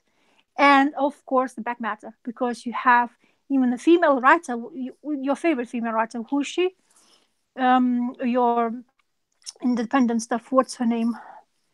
Trina Robbins. Oh, yeah. She has a letter. She wrote a letter in there as well. And they having a laugh between two of them, the way they talk about it. But she likes the character, female, and everything like that. That was amazing. So now I was saying that if somebody wants to try it, just first 3 issues is great, because it tells the story completely, and you kind of introduce the character, who she is.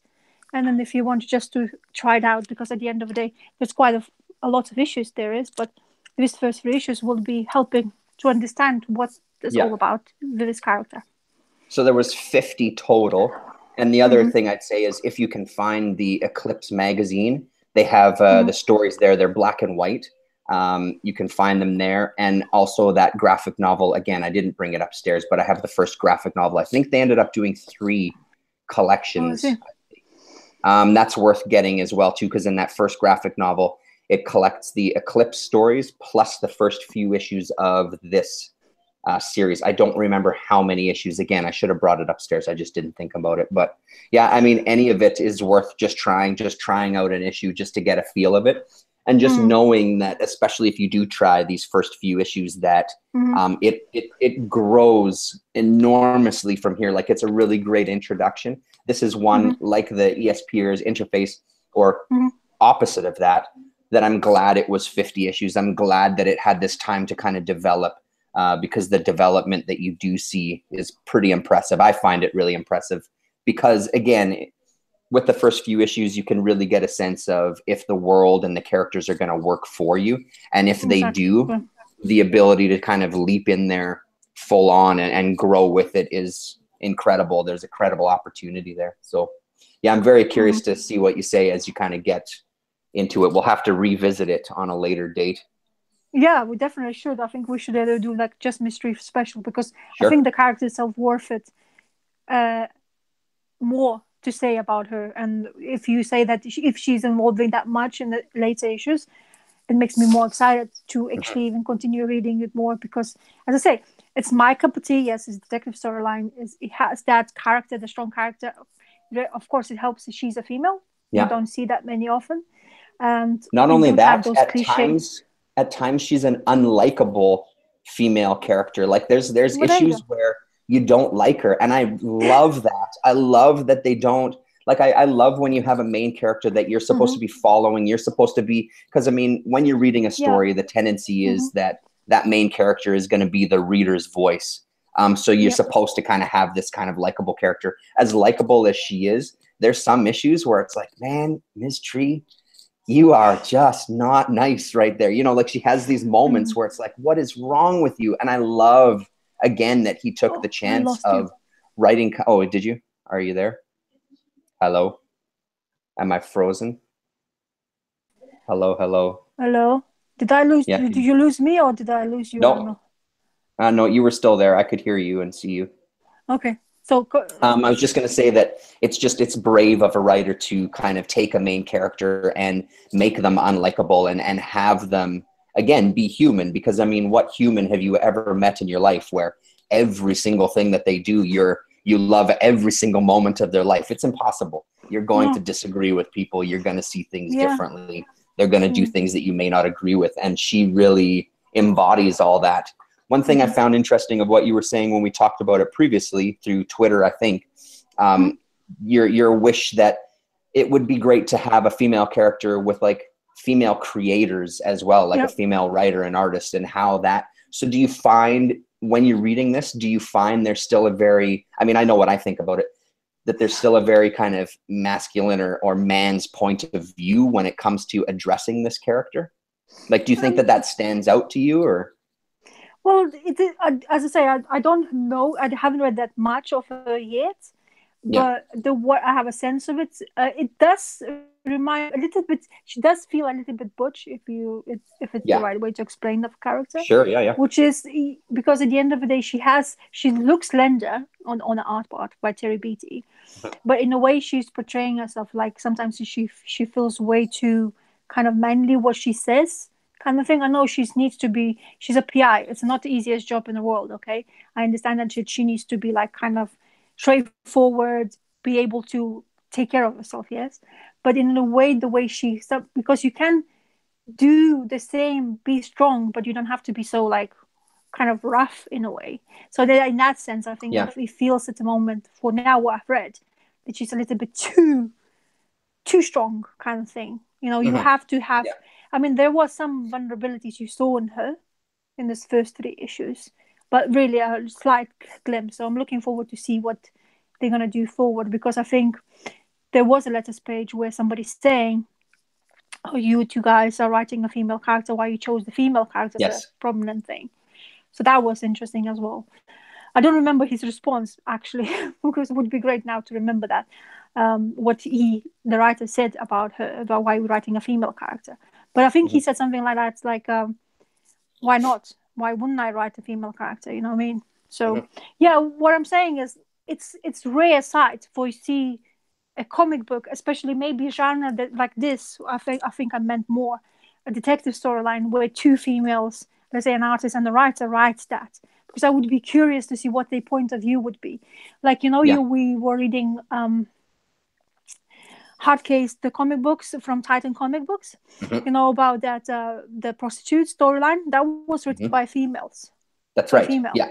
Who was And it was, actually that was that peep show one or whatever, where yeah, she actually worked in the same job too. She was working in a peep exactly. or whatever. Yeah. And then the way she portrayed all the characters, it did really felt feminine, because I Mm-hmm. guess she knew exactly where they come from and what they have to do in order to do the job. In Yes. that sense, so that was great. But I would, as I say, would have liked to see a story like this, detective storyline, in the comic book genre, written by female an artist, and just to see what can they put into it. Mm-hmm. Because as I know, all the TV shows, what I know familiar about detective storylines is mostly males dominated field, and I do enjoy it. I'm a fan because I'm a fan of genre, and that's why like some superheroes I like as well, like Batman.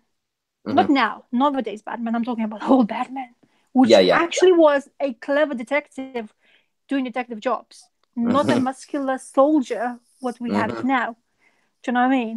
Oh So yeah, what I'm totally. trying to, yeah. So what I'm trying to say is, we would love to like Velvet. Okay, there's two male the guys who wrote and drew it. Loved it the character again, but I just would like to have to see a female's point of view in that. Yeah. It did really help that Elizabeth Brightweiser, the colorist, Yeah. was part of the club kind of thing, because Yeah. she had that ability in coloring and atmosphere to portray and give that touch of the femininity of Mm-hmm. the character as well, even though the Steve Epting did an amazing job. So amazing. So yeah, that's what I'm saying. That's why it would be really probably would be first thing for me to buy straight away if something new came out like that. Oh, two females, let's create something like detective storylines, and she's gonna be like some character will be the first thing, and let's go for it. And I would love to read it because it Yeah. was just Totally. Yeah. curiosity. Because it's Yeah. evolving. Detective storylines, what I like about them, the mystery and how the puzzle can be revealed. If you Mm-hmm. do it really well, like what I've Mm-hmm. just read in here in Mystery, it evolves and it makes you be curious more about what's going to happen next, because they use the characters' ideas of life, how you go forward, and then just using that to continue writing the storyline. Yeah. And that's why I always enjoyed reading it. That thing you have to think. You can't just plainly read it. There's a mystery. You start thinking, oh, who, like in this mystery first issue, I didn't realize that the guy, one of the guys, was involved, was Yeah. integral part in No, me those neither. Yeah. murder mysteries. So, Yeah. and that's why I like the story so much, Mm-hmm. because it makes me think. It's not plain easy. Yeah. Yeah, no, it's very, I totally agree with everything of that. And I'm curious to kind of do some hunting to see, just to see what might be out there. I mean, especially now digging into these back issues, there's got to be Yeah, something. There's got to be I something hope out so. there, female Me written too. somehow, or yeah, I Mm. imagine there is anyway. Um, Yeah. do you want to, because I've got to kind of wrap it up soon, do you want to Okay. kind of touch on Slash Slash Maraud. Maraud? Yeah. Yeah, yeah, yeah. So, So sorry, how thanks to many you, issues in are you 3, on this one? 3. Okay. 3. So thanks to you and showing your things you find all the time, crazy Uh-huh. man. Showing this, and I was like, oh my god, I like the colors. And Yeah. this first issue, just this cover, basically made me interested. Okay, Mhm. it's the time and the era of that when it was released, and the style of the art. What really makes it curious for me, of course, it's a bit more like a post-apocalyptic storyline where the Earth is in trouble. Okay, and we have this guy called Slash Maraud, which is funny, Yeah. and so and then you just showed what? Well, you showed. Well, I know why I wanted to buy it straight away. You showed this page, Uh-huh. the Yeah. dinosaurs.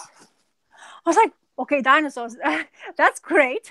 We don't Yeah. really look like a dinosaur, but it is kind of Yes. dinosaurs. And you have a bike, and this bad guy with a bike, and he's like, and what is first thing I thought when I started looking at it, this issue was reminded me of Mad Max in a way, Totally. Yes. because of it's very bad on Earth. Okay, we have an aliens here involved who are basically Mhm. destroying Earth, and how they have to just survive kind of the humans have to survive. And then and this character, the main character, who doesn't give a damn. Yeah. So we have on the same kind of similar vein, like a mystery. Very strong character. He is a very strong character. He really doesn't give a damn. He just wants to do whatever he wants to do. Yes, he knows Earth is going to shit, but it doesn't really matter. But because of this lovely female here, what's Blue? Yeah, Blue. Her name is Blue. Yeah. Yeah. He starts like, oh, I have to get involved now, aren't I? Because he cares about her. But were they married before, or? I don't want to say too much. If you're only 3 issues in, I don't want to say too much. Okay. Yeah. Okay. Because that relationship kind of plays a part throughout the whole thing, and kind of ends on a note that it's kind of a part of it. Okay. Cool. So what it also drives me more interested in this when I start reading it is the like what we talked, colors in the panels and how absolutely they make an atmosphere in different ways. Like we are here in the club, and then with just blacks, pinks, reds, and purples, and it's unbelievable. Those 2 pages are phenomenal. Just want to say quickly hello to Samuel Trejo. Hello. Sorry, Samuel. Carry on. Yeah. And one thing I really like is those aliens. Yeah. Those fluffy heads are so hilarious, but so cute. The real form. Did you in the 3rd issue I read when he had the real form? I was oh my god, that was disturbing. I was like, this is what they actually are. And then the human having sex with him in the real form as well, which was the clencher, right? Yeah. But I mean, it's one of those things. So I had it in the bins. I had it in my back issue bins for, I don't know how long it's been sitting there. And again, Johnny Zero and I have even talked about it. He doesn't even remember if it was him who sent me these or he just told me about them. So they sat in there for so long. And when I finally had the urge, so I mean, if you think of like the first 9 pages, so we're introduced to dinosaurs. We're introduced to a Mad Max kind of character who comes and saves a guy. We're introduced to how they're surviving. They basically eat part of the dinosaur, and it's disgusting, but they have to eat it. There's no kettle talking about. Sorry, say that again. They don't have any like kettle anymore left because of what they're doing. The aliens doing to the Earth. Yeah. Exactly. So then it kind of fills us in on what these aliens are doing to the Earth, and then you get this character that's really talking, and how it's driving kind of Maraud a little crazy. We get introduced to his character where he doesn't hesitate in killing this guy. And then on page 9, we're introduced to nuns walking down a street with the sign, Meet Thy Maker, who then get shot. And then we go into a club where it's monkeys as a rock band. So, I mean, 9 pages in, I'm like, fuck me. This is a book. This is a book for me. This is an absolute. And then it's a strip club. And then it's these, you get, like you said, these aliens who are these fuzzballs. I listened to most of that little podcast. There's a podcast with Mention Gulacy talking specifically about this book. And at the time, they were just given free reign from DC to, you know what? We trust you guys. Whatever you want to create, like to Mensch anyway, whatever you want to create, you just create. And then he said, I came up with this idea. And the first person was, would you like to work with Gulacy again? He's like, absolutely. So they got in touch. And he said he just sent him all this stuff and didn't give him any ideas of what he wanted the aliens to look like. And he was just as surprised when he got, are these fuzzball creatures that you've given me for the aliens? But he loved it right away. And so it was really a mini series where they were just given free reign. It was one of the first books he was saying that had this suggested for mature readers, not part of the comics code. So that also gave them free reign to kind of stretch a little bit more. But they specifically wanted to go that little one step further. And it shows. It's a hell of a fun read. But I mean, like I said, in those first 9 or 10 pages, what you're exposed to gives you all you need to know. And you know right away, this is a world you're either going to love it or you're going to hate the world. And if you hate the world, don't even bother reading past page 10 because you just won't like it. But if you do, the amount of, like, you're not even at issue 4 yet. And issue 4 is amazing. Issue 4, like about 3 pages or 4 pages in, there's some character development that happens that's like, what in the hell are you even talking about? It's just, yeah, it's kind of the infamous scene. So another thing where I noticed is that the artist is really fan of Clint Eastwood. yeah, Because if you see this one, it's just like a spot on Clint Eastwood. You know, that younger age when he was doing that detective story with that huge gun. What is the name of the movie? I don't remember. Dirty Harry. Yeah, there you go. Yeah. So yeah, you have not everywhere, because I was like, is he actually gonna like completely have the character of Clint Eastwood? But no, it's just the moments he wanted to portray, the feel of the character, like emotions. I think he used Clint's expressions the most. Well, it's interesting that you say that, because he acknowledges I don't remember if he acknowledges the Clint Eastwood, but he does acknowledge that every time he does a series, he picks a specific actor and he will kind of draw some things based on that actor in particular movies. He'll kind of use that as a reference. So that's very interesting that you picked up on that. I don't remember who he specifically said, but yeah, it completely. And in that panel, just looking at it, you're absolutely right. There really is a Clint Eastwood look to him for sure. Yeah. So the third issue, like the one I finished reading it. Yeah. It was you know, when they went to that gladiator to get that Rex Rumble, I think that's the name of the character. Yes, that's right. Yeah. The employee, because he was the friend of his. The father of his was a friend of ours / Maraud. So basically, correct. And they're going at it, and it seems to be they're not succeeding really well, honestly, because no, they lost the mate. Well, because he's kind of a dick. He's kind of a dick, this guy. Yeah. I don't particularly like him, but yeah. Yeah, exactly. Cocky young guy. Yeah, totally. Like, I can, you know, you the old guy can beat you anytime you feel like, you know, like that kind of interaction between two. It was very funny, and I think this cover portrays the most for me that Mad Max, because of the group of females he meets up in that field. I don't remember where it was, and then they are basically telling me like, okay, this is how, you know, there's a glimpse of things what they try to catch. And in getting the storyline, it's like, I have this idea, I have that idea, and I have this idea, and let's put it all together. And like you say, you had a free reign, so why not? You know, like, let's just go and deal with it. But like you say, the true form of the alien, when I saw, I was like, really, this is it? I was like, Fluffy, we got to show it. Like, we got to show it. There it is. She's in a gas mask, having sex with the alien. I just, you know, it just appeals to my love of like 70s trashy movies and exploitation cinema. This whole series just has so many fantastic moments in it that I absolutely love. And the thing that I said in the video before that I just kind of want to reiterate is that rarely do you get, I love things that kind of tackle a particular group of people. Like Killing Them Softly is a great example of a movie with Brad Pitt where it's basically, they're these gangsters, but it portrays this life as a gangster as like, sure, they may do things like kill people and deal in drug money and that sort of thing. But for these guys, this is just their job. So anything that happens at your job or my job where we just get sick of the job sometimes, it comes out in that movie. And it's the same with these alien creatures. The fact that, yeah, sure, they're aliens and they're sent to kind of change the whole Earth's atmosphere so it'll be, but these guys are just bored of it. They're just kind of slackers. They just want to do the bare minimum. He's having sex with humans. He's drinking. He's doing drugs. He's killing people randomly. Like, it's just this, I love that idea of there's going to be those guys that are just slackers. It's just the way that it's going to be. There's a great UK movie actually called Four Lions that talks about suicide bombers. Okay. But the creator of it is the creator is Christopher Morris is his name.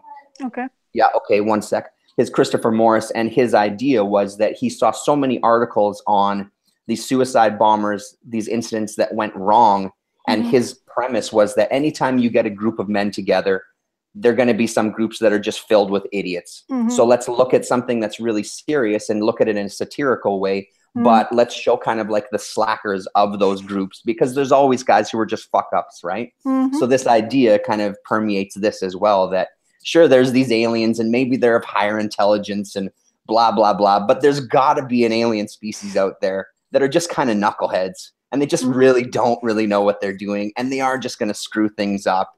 and maybe we are sort of better than them or kind of at the same level. That stuff just is incredible to me as well. Is this at the same time Cinder and Ash was also released? I believe so, Samuel. I think that there might have even been an ad for that. I seem to remember seeing an ad for Cinder and Ash in here. And that's a series that I haven't read either. That's supposed to be, pardon me, that's supposed to be a pretty good mini-series read. Is it? Cool. There's another one I'm going to have to look over there, yeah. Yeah. No, it's fine. I just, as I say, it's like interesting how DC's, all these minis or whatever you, as I say, you recommend to read. And it's like, amazing. It's really good. I mean, you know, it's just like one of 6 minis, and that's the thing. You don't have to commit to a lot. Just 6 issues. If you can find it cheap, like I did, like I found £4 each per issue. It's like I have to get it. I mean, I don't know anything about the story. You haven't really told me anything about it because you haven't read it yet. But just seeing the art, like as I say, I am the visual first, and then afterwards. But if it goes together so well, it's like, oh shit, that goes really well. So as I say, so far, it's like what I've read of this 3 issues now, the first 3 issues, it's really cool. It's the way the characters are, the what portrayed in that era, in that age, kind of 1987, I think, isn't it? The first issue came out. I believe 1987. You're correct. Yeah, so, you know, what kind of movies in that era was, what kind of style of dressing up there was, you know, those funky colors in the 90s then hit, and then those plushy things, like, kind of reminds me of that kind of thing. So totally, definitely great. Yeah, so well, and kind of different to what we were talking about previous. There's no like, this isn't a series where you're going to get character depth and you're going to get kind of, you know, it's just plain fun. And actually, they say it in the 2 more minutes, Kay. They say it in the kind of podcast as well that the writing reaches a level that, you know, not Shakespearean, but it reaches a level where the narration kind of has a very unique flow to it and its own voice. There was one issue I read that part of it read in my head like an episode of Dukes of Hazzard, where it was kind of like, hey, here's our boys. This is what they're doing now, that sort of thing. But it worked so well to bring you into the world because everybody has their own rhythm of language. Each individual character kind of has their own rhythm and their own kind of slang that they use as well, which to me is also really impressive as far as that brings you into their world in a bit of a different way. That there are these very unique groups of humans that are left over in the planet. Most of the humans have kind of just given up, and they've they just kind of appeal now to their very basic animal instincts, which is why you get all this kind of sexual depravity and all these kind of things that are happening. But it's a hell of a fun read. I was very impressed, And Mention Gulacy are some of my favorites anyway. The stuff that I've read by them, I've really, really liked, like that Sci-Spy.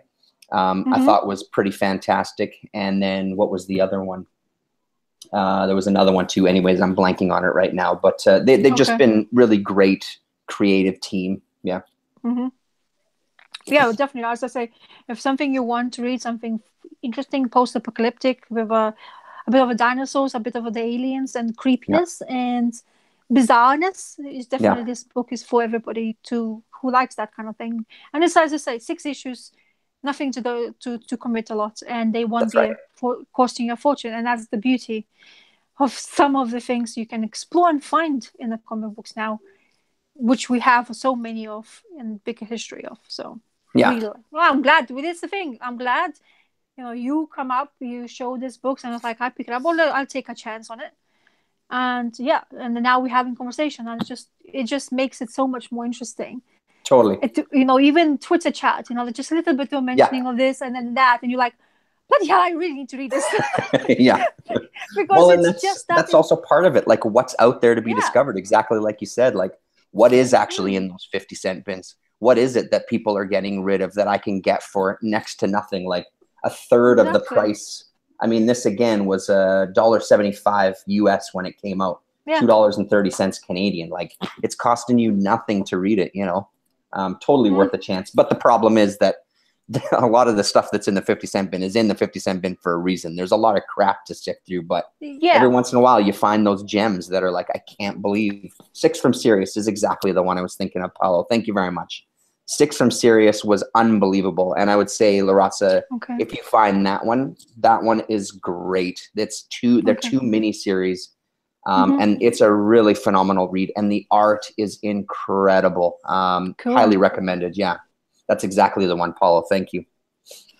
Cool. I'm gonna have to. I just wanted to leave off with that I read this first one. Oh yeah. I saw and honestly, with this first story, if you see this, holy smokes, do I highly recommend it. It's more kind of, I guess, what's considered hard science fiction.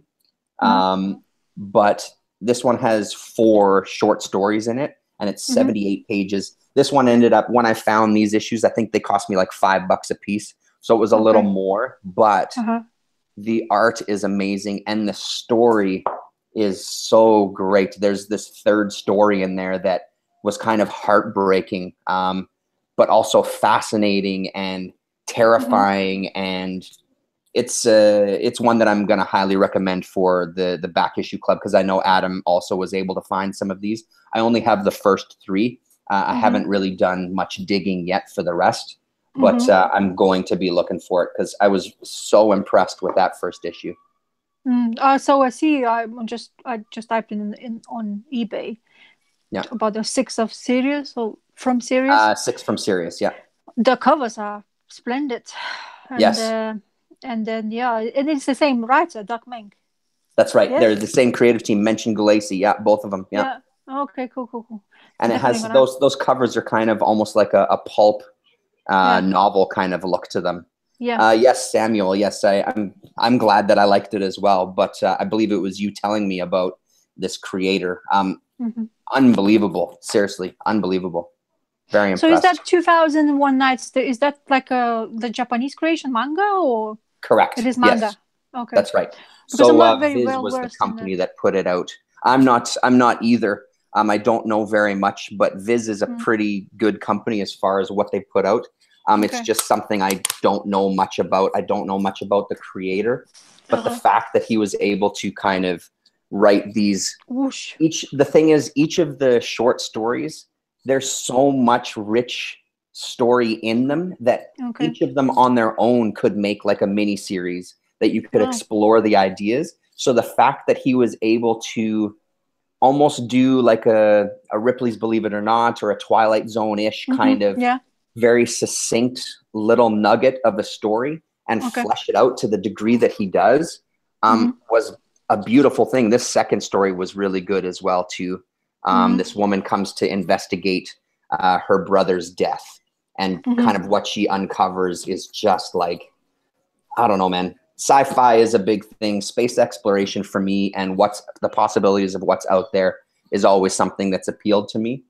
And he just does an amazing job. So I can't, I don't want to talk it up too much, but I can't talk it up enough, really. Yeah, I like sci-fi. So yeah, I should check it out if I can find it up as well, because I like those kind of mystery type of stories as well. That's my worry now. Where the hell am I going to find the rest of them? That's the thing. Because I don't really want to go online to find them. I'm hoping I can find them around town, but yeah. That's the thing with online. I mean, I check it out for what, like you said about the books before. It's hit and miss on online, especially like eBay. You can find it if you are that like moment, and somebody's really selling it for cheap, and some douchebags the same the same slash Maraud. There's some guys who ask £7 per issue. Oh my God! Seriously, come on, yeah. Well, that's what I'm trying to say. It's like you have to.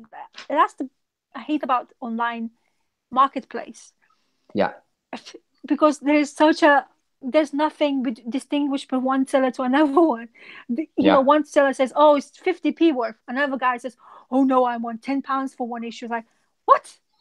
How can you be from 50 to fucking £10? Yeah.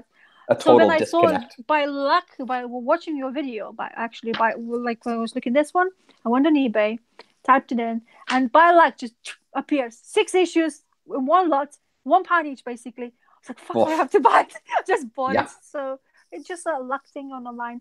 I rather like I went to Comic Mart, like Adam goes as well there. It's because you can find things and it's not gonna cost you a fortune. That's Yes, there right. will be some other things, of course, if it's high end issue or there's somebody's first appearance, if you're looking that part. But you always can discover more. Unfortunately, the mystery or eclipse or something peculiar, I can't find it. I'm not lucky No. enough on that sense. And in here, it's like whatever I look, it's almost mainstream stuff. And I was like, fine, I can collect my mainstream stuff, but I really would like to have something new. I discovered another like a series. It's from Quality Comics, I think. I would like to Okay. discover, and it's written by Alan Moore. And Okay. it's called Halo. Halo What is? Jones. Yeah. Yeah, there you go. Yeah. That's the one. Yeah. I wanted that to read because I've read somewhere. Wasn't I reading somewhere in this issues somewhere about Alan Moore Might have talking been. about it? Yeah, Yes, and then because it's that supposed to got be me a phenomenal curious. series by him. I've never read it either. I think I have one issue, but I haven't Yeah. read it because I want to get a bunch. But it's supposed to be amazing, that series. Well, maybe we can put that one on the list of a Sure, next back that sounds issue great. thing. If you're gonna find it, I can maybe hopefully find it as well, and then Mm-hmm. we read that because I'm curious. Because Alan Moore, I know what he has a baggage with disease, but I always would like to discover what he actually, what he was passionate about writing it for something like Quality Comics, let's say. Yeah, You know what I mean? and 2000 AD. Yeah, Or exactly. 2000 AD. And oh yeah, because that character apparently was one of the characters from 2000 AD. I think he used, Correct. and yeah, and then you made those series. So there's like, oh, that's curious, and I would like to do that again because this kind of things like where you show it and what I'm reading it now just makes me more addicted to reading the stories like this because it's more kind of, I don't know, just I enjoy it more, I guess, these Well, there's days. an original. There's none of the baggage that comes with a main character that you have to address. Exactly. You also just get an original kind of story. And I think as far as like Quality and Eagle, I think Quality and Eagle, that's all they did was reprint the 2000 AD stuff, I believe. I love the quality of the Quality comics and the Eagle, the way that they printed everything, I thought was amazing. But that also goes to with what the art looked like originally. Something really just incredible about it. But yeah, I just found when I went upstairs at Red River, he had a ton of Quality and Eagle and 2000 AD stuff. So I'm sure I'll be able to find a bunch of the Halo Jones there.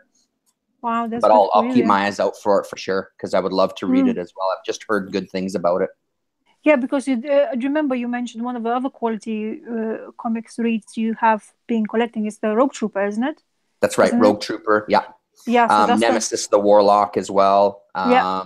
Stainless Steel Rat. They've done a whole bunch of stuff. The Nemesis the Warlock stuff, if you haven't read that, that's a hell of a read as well too. That's a very kind of it's great stuff. Yeah. Funny but also intense, yeah. Only 12 issues for Halo Jones, by the way. Oh, okay, perfect. That's exactly perfect back issue club material. Exactly, not to commit too much. Yeah. No more than 12, please. That will be good, so we can chat after reading it. Samuel is saying also that he thinks that they did a couple of animes out of one of the stories in 2001, which is great. Oh, really? That's awesome. Asimovist is here. Hello. Thank you so much for joining us.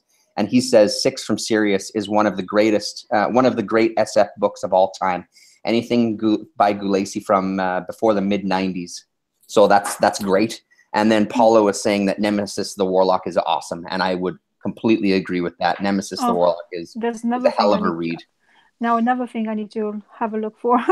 Well, and that stuff should be a little easier for you to find because it's all UK based. I'm hoping. I don't know what your comic mart is like when it comes to that kind of stuff, but well, it's really quite a wide range of things. There is the British part, like the stuff like that, what they have just for sale, but sometimes it's like, they're trying to sell things what sells now, and nowadays what sells is those like Daredevil, X-Men and all that, the key issues and stuff like that. And of course you have, as I say, you're lucky enough to find a guy who just sits there, he wants to sell his old comic books, Mm-hmm. and he's selling those peculiar stuff. And I usually have a couple of guys I go to first to see what they have. But unfortunately, they don't always pick the right things I want to buy, kind of thing. You really hit really well what you were looking for them from them. And I really go always for the small guys first, rather than the guys who've been there for quite some time, because you'll never know, because the prices, of course, first is going to be really good. They're not going to overprice it for you. Mm-hmm. And then you find something really curious, and it's like, oh, I like something, so I'm going to go and pick it up. Yeah. But as I say, unfortunately, it's not always like that. It's like you go in there, like this time, and me and Adam were saying, like, I can't believe how awesome this mart was, because he had quality everywhere, and it had many sellers. It had so much choice that we were like, oh my God, this is really good, because what he had in mind to buy and what I had in mind to buy, we were both able to find it in a way, price wise, and what we were able to look for. As I say, those Mobius things, I've never thought I was even gonna find anything like that. Yeah. But it's just that day, like it was like, thankfully, the day went so well. I've met Adam, it's awesome to hunt comic book with somebody else. It's amazing, actually, because you chat, and then you're like, oh yeah, look, you probably need this, and it's like finds me the Defenders comics, the Defenders I have picked up. Yeah. It's like, yeah, I think you should check it out. You probably need those. And it's like every single issue I need. It's like, oh, that's great. Awesome. So that's kind of interactions, and as I say, really cool. And the comic part has always been really good, but unfortunately now becoming a bit more sparse in when they appear there, because I heard sometimes when you go there, the guys talk to each other, and they're saying that the hotel is making it more difficult for them to get the space. That's shitty. Yeah. And then you have, like, when is it popularity? But the minute they have those gaps, the big gaps between like Christmas and January, and then they pop in, they always have such amazing choice of comic books. Always there's a quality, because like it's a big gap between they're gonna be showing it off. So yeah. In the bowl, yes, you can. Yeah. If we, as I say, remember we were talking, if we would be able to meet up in here and take you there just to experience it, what this comic mart is all about. Would be spectacular. I would love to. Yeah, it's nothing special. It's just vendors around, and you go look for comic books, and they have all peculiar things and stuff like DVDs and shit like that. But it sounds like it's exactly the stuff like the convention that I sell at. The exact same kind of thing. It just sounds like this one might be a little bit bigger, because the one that we have that I end up getting a table at, it's pretty small, but it's very specific to comics. There's guys that sell toys there and video games, but I'd say it's probably 75, 80% comics. The guys who are selling other stuff is a really small amount compared to our big convention, where the guys selling other stuff is like, that's 75%. And you're maybe getting 25 to 30 to 40, 25 or 30% of people selling comics, which I love the small ones much more, because the type of stuff vendors know me. And I say to them, they're always like, so what kind of stuff are you looking at? I said, that stuff that nobody ever buys from you, that stuff in the bin that you really want to get rid of. I said, that's the shit that I want to look through. So if you have those boxes at home, bring those ones to the next one, because I'm your guy. I will help you get rid of that stuff as long as it's cheap. Yeah. So know that now. So anytime they have something that's maybe a bit more unusual, they'll tell me. They'll say, hey, this is a box for you. You should check out the stuff in here. And lo and behold, there's always gold, right? So, for me, it's gold. For them, it's like, thank God there's someone buying this shit. Exactly. Well, that's the thing. It's for me surprising as well now. I never have had a, some comic book shows now going, they notice me. But now in this comic mart, even though there's a big break, there's some guys, oh, hello, how are you doing? It's like, what? You actually recognize, you have that rapport, because you're willing to talk as well, having conversations, you buy something from them, and then it's nice to actually go back again, and it's like familiar face again. He's going to have something there, probably I would like to read or get it, and then afterwards they just make you a deal. Yeah. Do you know what I mean? It's like, okay, I'll shave off the couple of pounds for you. I was like, oh, thank you. Because they know you're going to be back, because they've seen you so many times, and that's the thing, right? Yeah, yeah, exactly. Even now that I'm on this Winnipeg Facebook group as well, this Comic Addicts Facebook group, same kind of thing. Like I see a lot of the same people that I see in real life, and it helps because they know I'm not just some guy coming to look for books that I'm going to flip. They all know that I read this shit. They're like, "You read this stuff?" I'm like, "Yeah." Are these any good? I'm like, "Are you kidding? This series is so good." Like I've told a couple of them, like, "Oh man, you have this. You should really read this if you haven't, because it's a great story." You know what I mean? So they just kind of look like, I can't believe not only are you buying the stuff, you're reading it. I've got to end it. This little one is getting pretty hungry, and she's being wonderful. Do you want to come and say goodbye? Come here for a sec. Let's push it. No, I'm not. No. That's the thing. She always wants to. Oh, is she? Okay, cool. Yeah, Great. she's always curious. Yeah, I bet. Hello. Bye. Bye. Okay. It was very nice to chat with you. I'm glad that we had a chance. I'm really glad. I can't believe how big she is. I know she's huge. I know, it's unreal. She wants to do everything. I'm 4. Hold on, she can't see you. How old are you? 4 years old. 4 years old. That's right. Yeah. Wow, you're so big. It's true. She's saying you're so big. I'm 4. Yeah. Yeah. Okay. Yeah. Okay. Cool. Sorry, I gotta feed her. She's no, I know. Very patient. You have to be a parent at the end of the day. At some point, I have to pretend like I'm an adult. Absolutely, put the comics away and look at bills and things like that. Right? Yeah, exactly. Yeah. Okay, Rasa, it was nice to talk to you. Thank you, everybody that was in the chat. GPAP, thanks for joining up at the end there. Asmovist, Paulo Costa, Samuel Trejo, Mind the Comics, John DaCosta. If you're still there, we were talking about it before that we should add Defenders to the back issue club as well. I think. Oh, really? We're kind of getting closer to. I know that he collects it. I'm getting pretty close to having a good chunk where I can read it because my son and I want to read it together. Yeah, so let's add that as well. Keep in touch. Cool. Yeah. Anything for back issue club, eh? That's right, and I'd say the same thing to everybody in the chat. If there's stuff that you guys are interested in reading, things that we've talked about that spark an interest with you, please feel free to join us. The invitation is open to everybody. It's not just the same people. If you want to come and chat with us, we'd love to have as many people as possible. Yeah. Or especially if you find something and you want to talk about it and make us interested in it, please do, because then 100%. we can read it as well. So exactly. Right on. Thanks very much, everybody. Hold on, Rasa. I'll just push the button here. Okay. Thanks very much. Talk to you later.